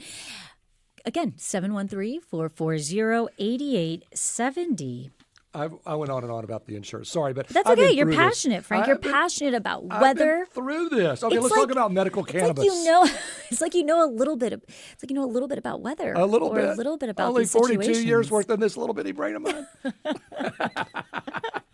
Okay, tell me about medical cannabis. Okay, let's talk about medical cannabis. The state's House of Representatives could vote today to expand the Texas Compassionate Use Program for medical cannabis. The measure, House Bill 46, was given an initial approval in the House on Monday with strong bipartisan support. Good. State Representative Ken King, the bill's author, noted that the state initially approved low THC cannabis for the treatment of epilepsy 10 years ago and had expanded the program since then to cover other medical conditions. However, he pointed out that Texans continue to struggle to get access to medications they are legally allowed to receive. The bill comes as the House prepares to take up Senate Bill 3, restricting the sales of THC consumables. King wrote both House Bill 46 and the House Bill Committee substitute for SB 3. Are you in favor of compassionate use of medical cannabis? Give us a call, 713-440-8870. Well, you know I am. My mother had dementia, and that. she wouldn't eat because she had no appetite, Yeah. and she was very edgy because, of course, she had dementia. Right. And so we would give her pot chocolate because she loved chocolate. I do too. I do too. I tried the pot chocolate, to be honest. And, what did it and taste it was like? legal in Arkansas. Okay, and it was legal. so we made sure she had that, and so it did. It worked. It stimulated her appetite, and it also took the edge off. And when I moved her here, after my dad died, I moved her here. I couldn't get that, but I could get from the cannabis store that kind of has the same thing. We don't have like a cannabis store, help. right? It didn't help really as much as it helped in Arkansas. So I think that, I'm assuming it would have to be prescribed by a medical doctor. You don't just go to a cannabis store and say, I need the medical stuff. This is a space that I really don't know much about. You might one day. This is one of those things where I don't even take a Tylenol. Oh. Well, welcome to my world. I don't even take a Tylenol. I drink a little coffee and I'm like, woo, I have a blue. My mother always said, getting old is not for sissies. Now, let me tell you, if you don't have the right meloxicam, you're going to be sorry. So make sure you have a good doctor. I don't even take an energy drink. A Red Bull makes me jittery. I don't do that either. And coffee doesn't affect me. I love the taste of it, but it doesn't. I can take a nap right now on that wooden floor. Well, I told you about whenever I thought here at the break room I was drinking coffee and I realized it was decaf. I could not figure out. Maybe your ibuprofen needs to be inspected. What the heck? But yes, so we want to hear from you. Give us a call, 713-440-8870. Yeah, but you better hurry because we're about to go to break. That's right. That's right. It's National Crouton Day, Ernie, and it's National Fruit Crouton. Cocktail Day, and it's National Apple Day, and we miss you very much, but you will be back certainly tomorrow. By the way, did you know That's that right. the two most popular baby names now? What are they? Olivia Oh, I'm not surprised. and Liam. Beautiful. But Oakley apparently is gaining traction. Oak-based names. I could see that. Coming up on Hello Houston. No oak. We're going to be speaking with Brandon Rottinghaus, UH professor, as well as Party Politics host, about his new podcast right here coming up on Hello Houston.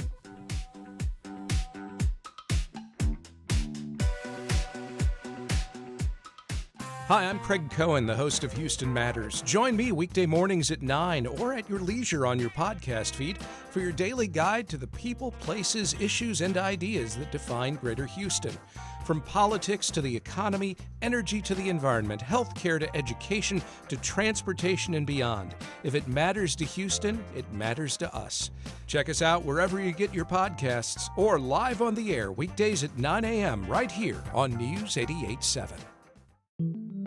Parents think they have more control than they actually do over so much. And then the idea that you're going to try to actually manipulate some complicated interaction over many years among multiple siblings, like, to me, that's just like playing chess with a blindfold on.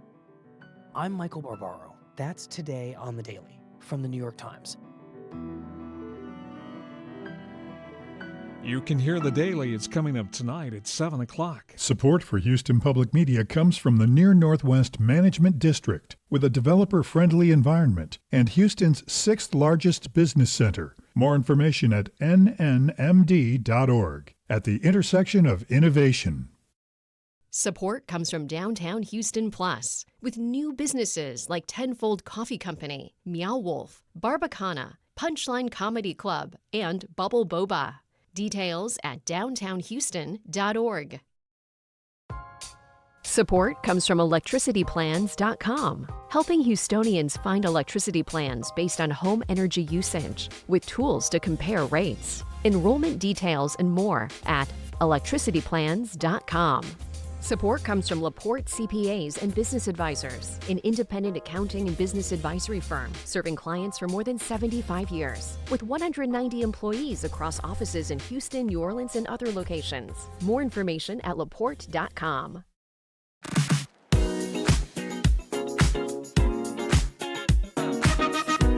And now back to Hello Houston. Comment on any of today's topics, call 713-440-8870 or email us at talk@hellohouston.org. And now here's Ernie Manouse, Celestia Sherman, and Frank Billingsley. The 89th Texas legislative session ends on June 2nd, but there are plenty of bills the House and Senate are still considering turning into law. University of Houston politics professor and host of Party Politics, Brandon Rottinghaus, spoke at length with former Texas House Speaker Dennis Bonnen about the inner workings of the Texas Legislature for his new podcast, Techsperts. And to tell us more about what the key takeaways are in this 89th Texas legislative session, as well as a little bit about Techsperts, we welcome Brandon Rottinghaus back to Hello Houston. Hi, Brandon. Hey, good afternoon, everybody. So what's been going on? I know you're going to say school vouchers was the big headline of this legislature. What else strikes you as something that maybe was surprising or not surprising? That's a great question, Frank. It's funny that I'm actually in Austin right now, and the politics are as hot and unpredictable as the weather. I can relate. It's crunch time. Yes, it's crunch time. This week, the Leg has passed a bill that allows for there to be limits on abortion-inducing drugs. The statute also allows the Attorney General to bring lawsuits on the behalf of unborn children. This is controversial. It's going to be potentially legally fought over, but has major implications to the new wave of the abortion fight. Well, and Brandon, Commission is in jeopardy to some degree, too. Doesn't that same piece of legislature also say that judges cannot rule on it, and if they do try to rule on it, they won't have protections from the Attorney General, and they in turn could be sued for $100,000? That is exactly it. And that is why there are serious constitutional implications to this. And structurally speaking, there's also big changes to things like the Texas lottery. The legislation has been bandied back and forth that might eliminate it or trim it. What has happened this week is that the Senate and one of the biggest critics of the Lottery Commission will allow the games to continue, but will have no online tickets. You have to buy a ticket at a brick and mortar store, and they're transferring the functions of the Lottery Commission to the Texas Commission on Licensing and Regulation. It's a little bit of a slap on the wrist for some of the shenanigans that have been going on at the lottery. I understand the shenanigans, but what kind of money would we be losing the Texas lottery if that happens? Well, the hope is it wouldn't lose any money from real players. The concern was that there were these consortiums who were buying up all the tickets and effectively rigging the game so that they could win. Most ordinary players weren't able to get any traction. This, in theory, limits that and reasserts the role of the state in right. But if the consortium was buying, $20 million worth of lottery tickets, and now you're going to say you can't do that, doesn't that mean that the lottery is going to be down $20 million?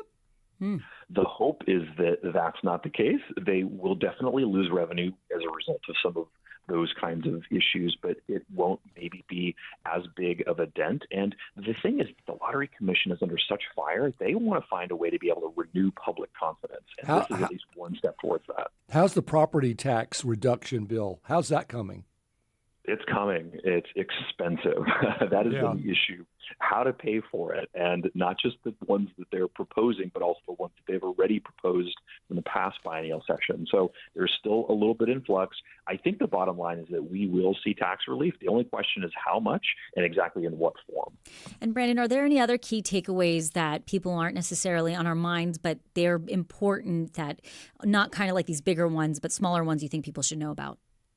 Yeah, there are two big ones, Celeste, that are being discussed this week. One is that they have changed the way that the state will administer the STAR tests.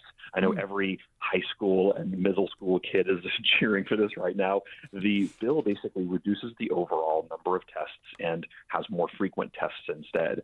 The House and Senate have differences in terms of how they want to go and the way they're going to scale the scores, but basically the STAR will be very different under this bill than it was before. Another is the medical marijuana bill. This legislation basically expands the types and products that patients can buy and also adds different qualifying conditions for people to become registered patients. It adds 11 new dispensaries, which has been an issue for people who need to get access to medical marijuana. So you're right, smaller issues, but this is crunch time. They're pushing everything they can to try to get past the goal line. And, talking about all of these very interesting things and how things work and move within our Texas legislature, we're going to now hear your interview with former Texas Speaker of the House, Dennis Bonnen. Brandon, thanks so much for joining us, and we're looking forward to hearing Techsperts. Thanks, Celeste. Thanks, everybody. Well, Speaker Dennis Bonnen, welcome to Techsperts. Thanks for having me. Appreciate the opportunity. So Texas is one of 4 states total, including Montana, North Dakota, and Nevada, that have a biennial session that meets every odd year. Should Texas change this, or are things okay as they are? So I think it's good the way it is. And the reality of it is, what it really does is it does provide less government, less overreach. With that said, it also shifts power to agencies, because when that legislature is not in session and they pass a bill, the agency is the one who implements that. So there's a lot of power in those agencies. So if someone wanted to reduce the power of the agencies, you would maybe consider shifting the session to every year, because that would pull a little bit of that power back from state agencies in rulemaking and interpreting the legislature intent in the bills that they passed. The number of bills per session stays about the same in terms of passage, but the number of bills filed continues to go up. What's going on there? Just a lot of really good ideas. And I one time walking into a chamber banquet during session, and they said, y'all are idiots up there. This bill saying you can't wear medical scrubs outside of the hospital is just stupid. And I said, you're right, it's really stupid. It's so stupid, I didn't know it existed till you brought it up to me. But what I'd always remind people is, one of the great privileges of being a member of the Texas legislature is you get to file any bill you're willing to put your name on. Doesn't mean anyone else in the body of the House or Senate thinks you're right, but you have the privilege of filing that bill if you're willing to put your name on it. And so I think you just have a lot of folks that, they have ideas, they have thoughts. A lot of the bills are duplicative too, by the way. I mean, that's one thing that people don't point out when we talk about thousands of bills being filed. It's a lot of folks saying, no, I want to be the person who did X. Well, I'm going to be that too, and I'm going to be that, and I'm going to be that, and I'm going to be that. So you've got 20 bills by 20 different House or Senate members that do the exact same thing or largely the same thing. So sometimes there's an over duplication between the House, the Senate, and within both those bodies that inflates those numbers. As Speaker, you're obviously pretty adept at counting votes. If we did a whip count of members of the Texas House and maybe throw in the Senate too, if you're comfortable about expanding the session, do you think that you would find them agreeing that this is a 2-year session's good, or do you think that people would want a little more time there to be able to get priorities put? I think it'd be mixed. I mean, I think what you would find is that some members are going to say, I passed this bill and the agency didn't do it the way I wanted them to do it. And if I had another session in the next year, I could have wrangled them back or forced them direction I really wanted. And then I think you'd have a lot that would say, and this is something I remember when we talk about an every other year session, I loved going home. And as I told people, being a Texas House member was super cool because I got to go home and be a normal person. I went home and I ran the bank that I founded. I got to coach soccer with my boys. So that's the downside of having every year. And so I think a lot of members would say, I truly like living and working under the laws that I pass. And I like being a true average citizen who really does live in a community, is a part of that community, and works in a real business in a real place and has a real family that is just like everyone else on my block, in my neighborhood, and in my community. That's honestly the best answer I've ever heard to that question. So kudos. I want to ask you about your role as Speaker too, because obviously being Speaker is like being the traffic cop for the House. Are there ways that the Speaker can kind of speed things up when there's a need to be able to move things along? Obviously time is short in the session and deadlines are always present. The kind of things that speakers can do to move things forward are obviously kind of myriad. Are there things that you kind of routinely go to make sure things kind of get done on time? Absolutely. And that's, so I won't tell this story, but I'll abbreviate it. When I was Speaker one session, I had a member come in and she didn't like a bill we were going to pass. And I told her, I said, well, let me explain to you. Part of why I'm Speaker is I can see what's coming around the corner and some of these other folks can't. That was garbage. I was the Speaker and I had more of the control. And so I said, this bill you don't like, you can kill it here today, but I can tell you it's coming back around the corner in a week. And you might think about leveraging the member you have right now where you want them to get what you want. And my point is the Speaker doesn't unilaterally have control, but absolutely has the ability to help move things forward or slow things down. But it's more the leadership team of the Speaker than the Speaker, him or herself, that does that. And it's one of the mistakes people make. Session is short, but it's not that short. And the process is built to do less damage and pass fewer laws. But what people want passed, you can get passed. And so, not to make a joke of it, but members all the time say, well, I'm mad because they didn't pass my bill. They didn't want to. It wasn't we ran out of time. The joke is we ran out of time. We ran out of time on purpose. There's a reason. We didn't want to get to that bill. We didn't want to pass that bill. There are times that the process kills a bill unintentionally, but overwhelmingly, if someone wants the bill to pass, it's going to pass. Yeah. One of the problems of a short session is that people stall on purpose. You'll see That's right. committees do this, you'll see members do this. Obviously, sometimes that gets drawn out in the House debates. Does the short session encourage this kind of stalling? And are things there could be done to kind of prevent that from happening? Look, it is intended to stall. And again, people forget, and it blows my mind because conservative and liberal, not throwing a rock at any one side versus another, all complain about it. But they also benefit from it because they all say, well, thank goodness that didn't pass, or I'm really glad we were able to kill that bill because it took too long, or what have you. And so the process is intended philosophically, foundationally, to do less. And so yes, that is very much a part of the process. People forget all the time. The state constitution, the Constitution of the state of Texas says that the Texas House cannot pass a bill off the House floor in the first 90 days of session. That's a constitutional restriction that is based on the founding fathers' view of less is more, not more.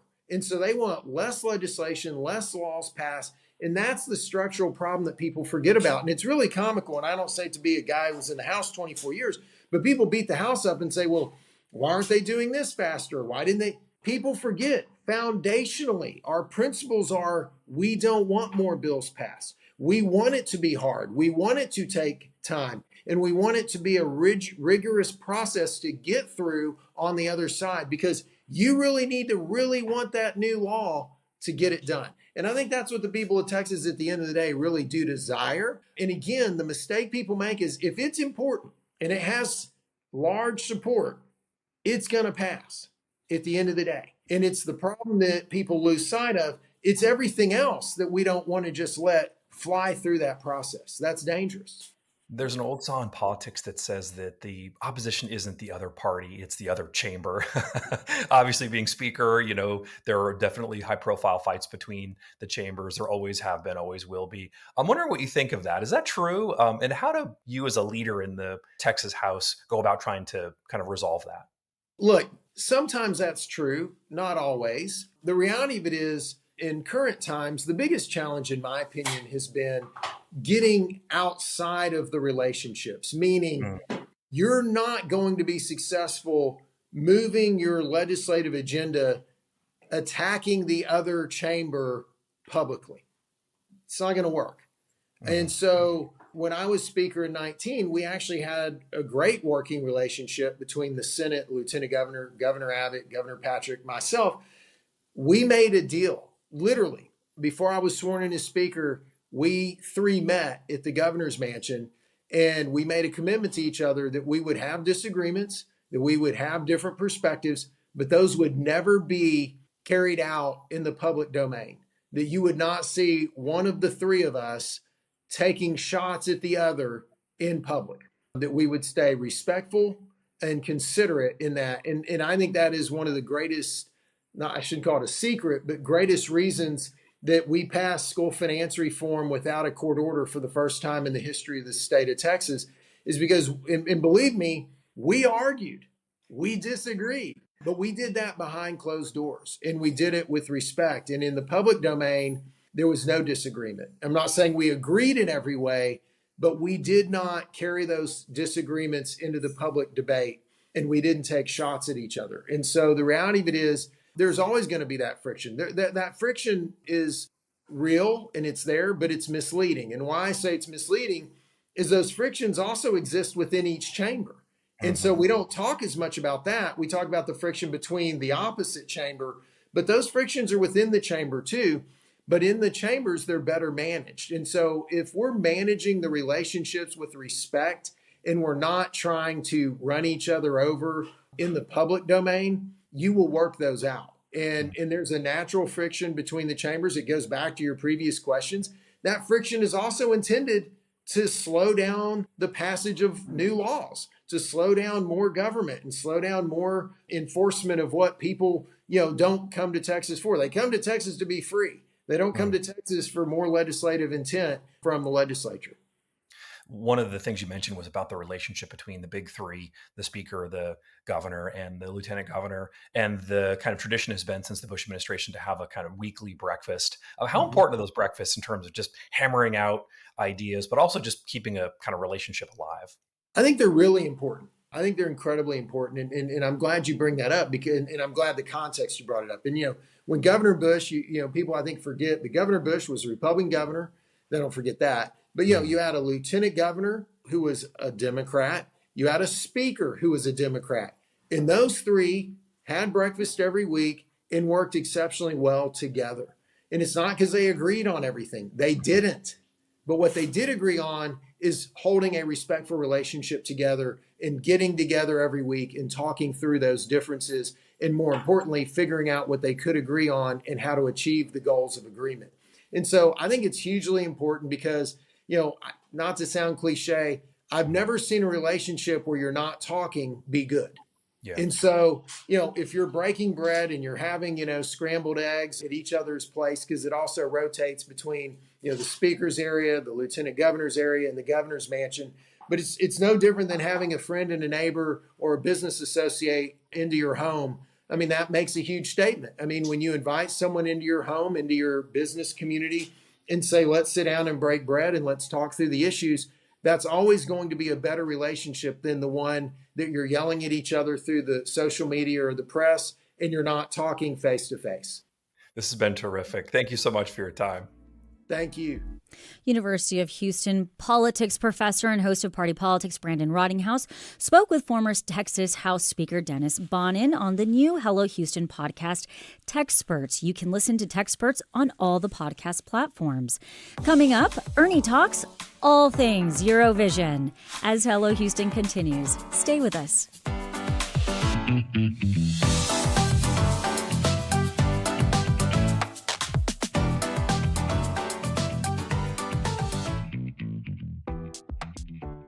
It's more important than ever to stay informed. That's why Houston Public Media delivers well-researched news that's free for everyone. And right now, your support helps make sure it stays that way. No subscription, no paywall, just news that's here when you need it. Give today to keep yourself and your community informed, no matter what the future holds. Make your donation now at houstonpublicmedia.org/donate. Or call 888-909-0887. Tonight on Houston Public Media TV8, join Patty Heenich on a journey inspired by the Pan American Highway to celebrate the many cultures of the Americas. Watch Patty Heenich Explores Pan Americana tonight at 8 on TV8 or stream on the PBS app. It's a must-have for any city preparing for the future, a strong digital backbone.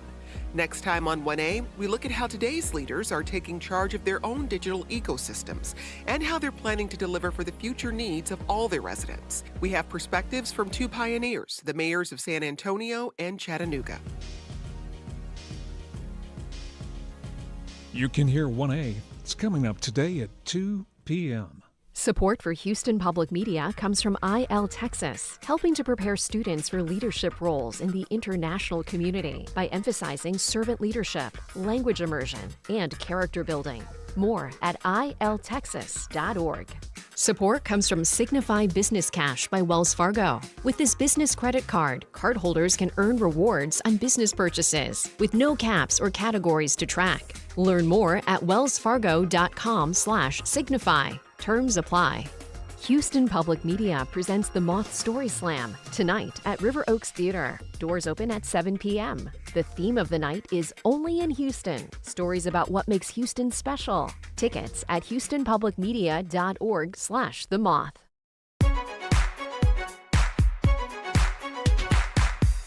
And now back to Hello Houston. To comment on any of today's topics, call 713-440-8870 or email us at talk@hellohouston.org. And now here's Ernie Manouse, Celestia Sherman, and Frank Billingsley.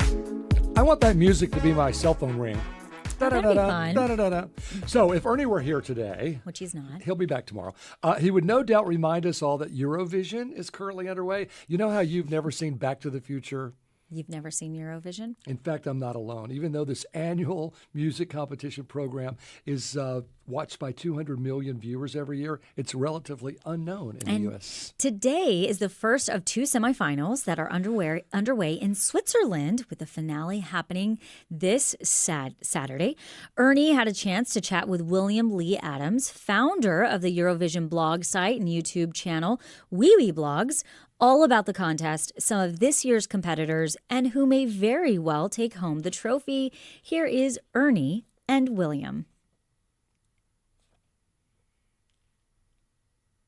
Eurovision viewer.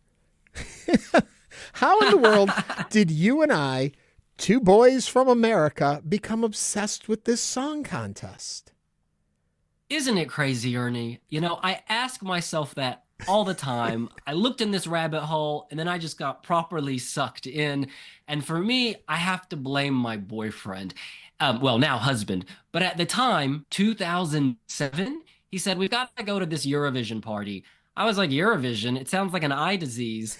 And he told me, no, this is not an eye disease. This is a musical event. Olympics meets beauty pageant, meets figure skating, star-spangled booty, everything you Americans love.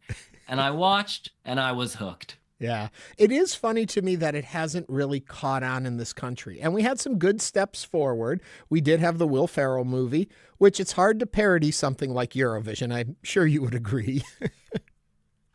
Yeah, because it's stranger than fiction, right? You see people in these costumes, drag queens wrapped in tinfoil, and you're like, oh, that belongs in a movie. But no, that's actually real life, darling. This is real. It's treated like a blood sport in some countries.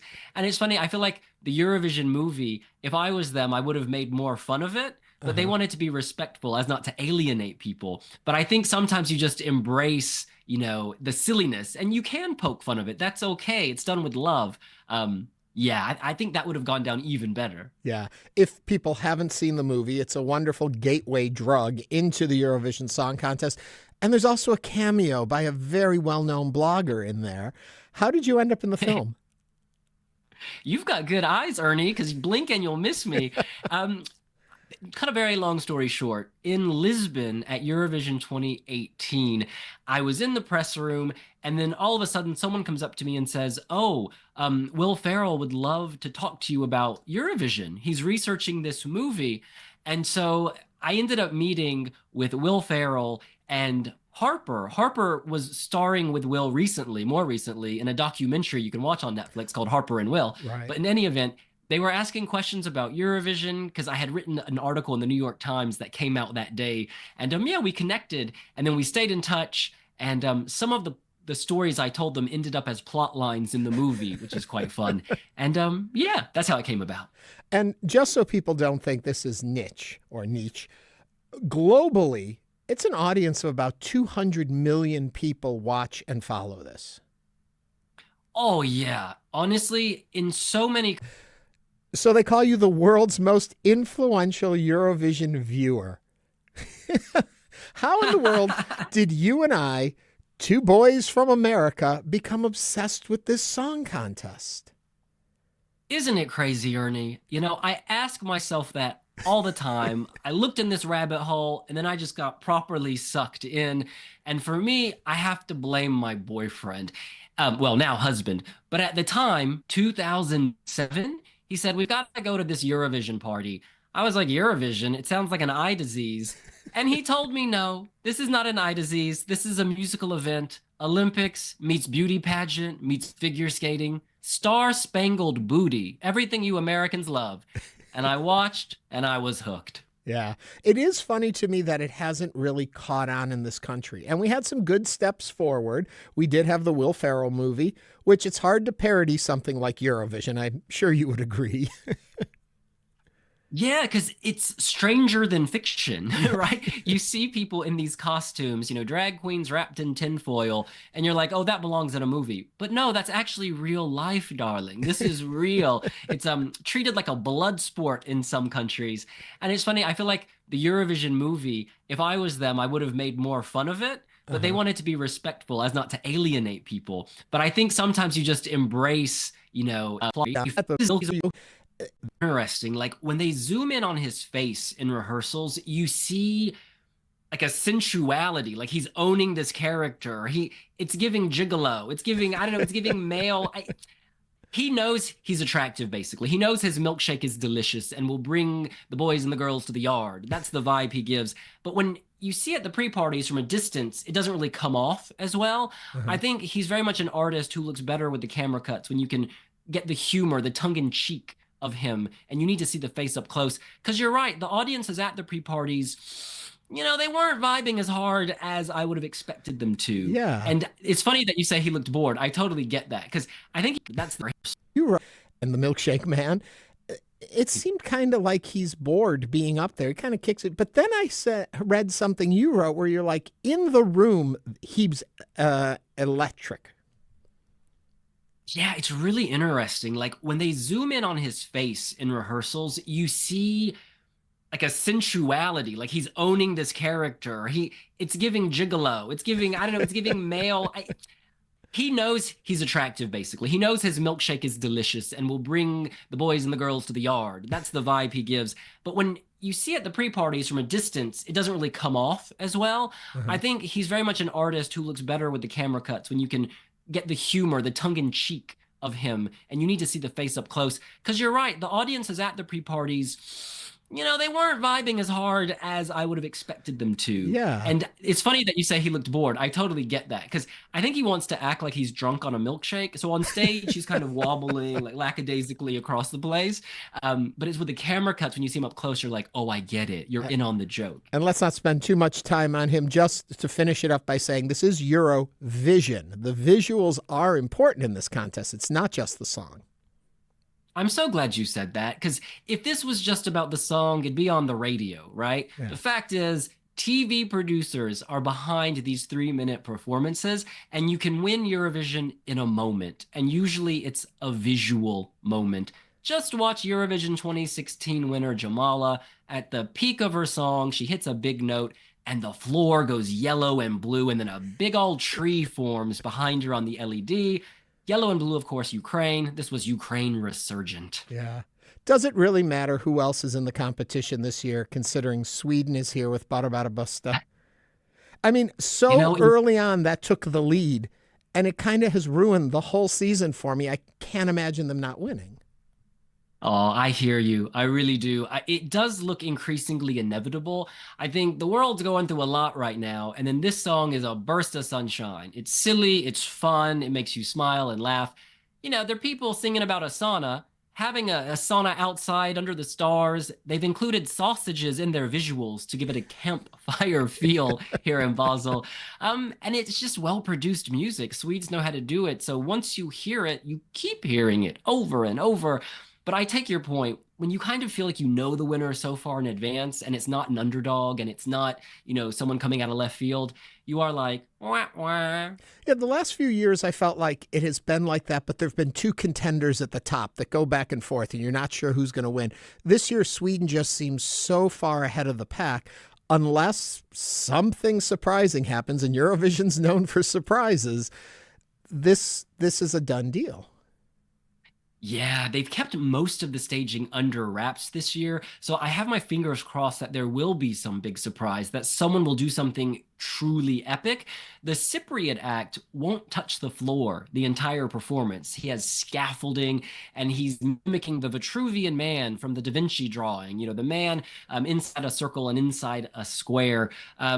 Yeah, it's going to be interesting. We're just going to have to wait and see. Yeah. So today, Tuesday, is the first semifinal. They're going to lose some acts there. Thursday, there's another semifinal. They'll lose more acts there. And then on Saturday, 26 take the stage. Who are you thinking we are overlooking and not noticing that's going to come out pretty high up? I want to say the Netherlands. This is a song that's sort of under the radar. The bookies have had the Netherlands as high as 3, but, as low as 10. And I think this will be a big media story. Claude, the singer, was born in the Democratic Republic of Congo, where over the past 2 decades, millions of people have been displaced. It's one of the world's worst humanitarian crises. And he and his mother left the country when he was 9 years old. He sought asylum in the Netherlands. He arrived in the Netherlands never having attended school, not speaking Dutch. And suddenly there he was in a classroom learning in Dutch. And his song, it's C'est la vie. Everything will be fine. Life's okay. And he said his mother taught him this. And he said, I didn't always have security. I didn't always have water. But now I'm in the Netherlands and I have so much to be grateful for. So his song escapes cliche because it is his story. It's real. And he actually believes what he's singing about. I really like this. I think it's emotional the way he delivers it, and also just very sweet. Okay, I agree with you on that one. That's one of my favorites this year. One that you just can't wait just to see what they're going to do. Ooh. Austria. Now, Austria is sending popra. Pop meets opera, and then in the final 20 seconds, it's like a techno rave. He goes wild. And the pictures we've seen have been black and white. So people think that Austria is going to give moody, atmospheric staging. There's a lighthouse you see in the background, because the beginning of the song is a slow kind of love ballad, like, oh, I'm so brokenhearted. And there's this lighthouse. I think in the final 20 seconds, that lighthouse might explode. It might become a disco ball or something.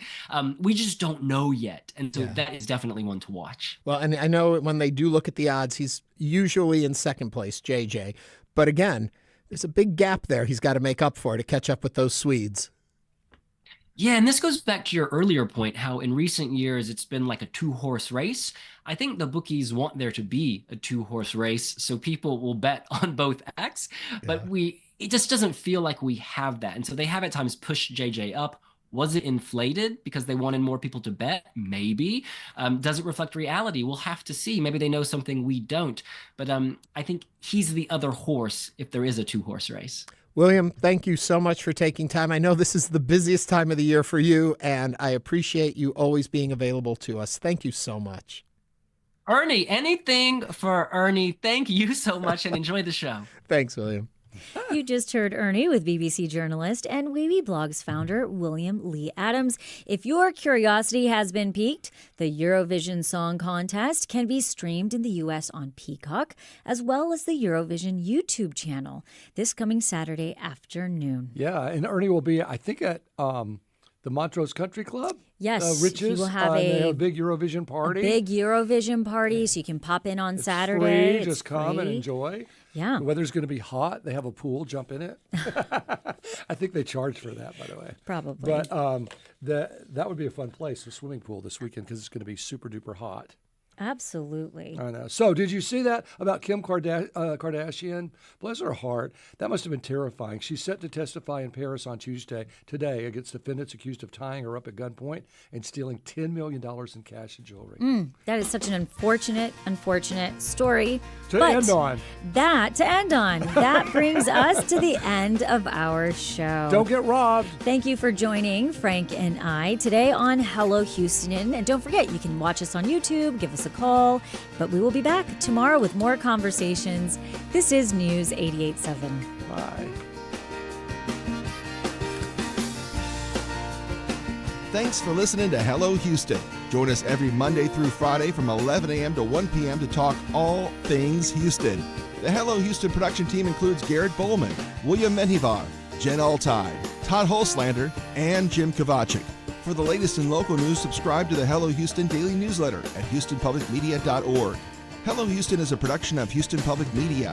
The opinions expressed by the guests of this program are solely their own and do not represent the views of management, staff, or underwriters of Houston Public Media. This is News 88.7.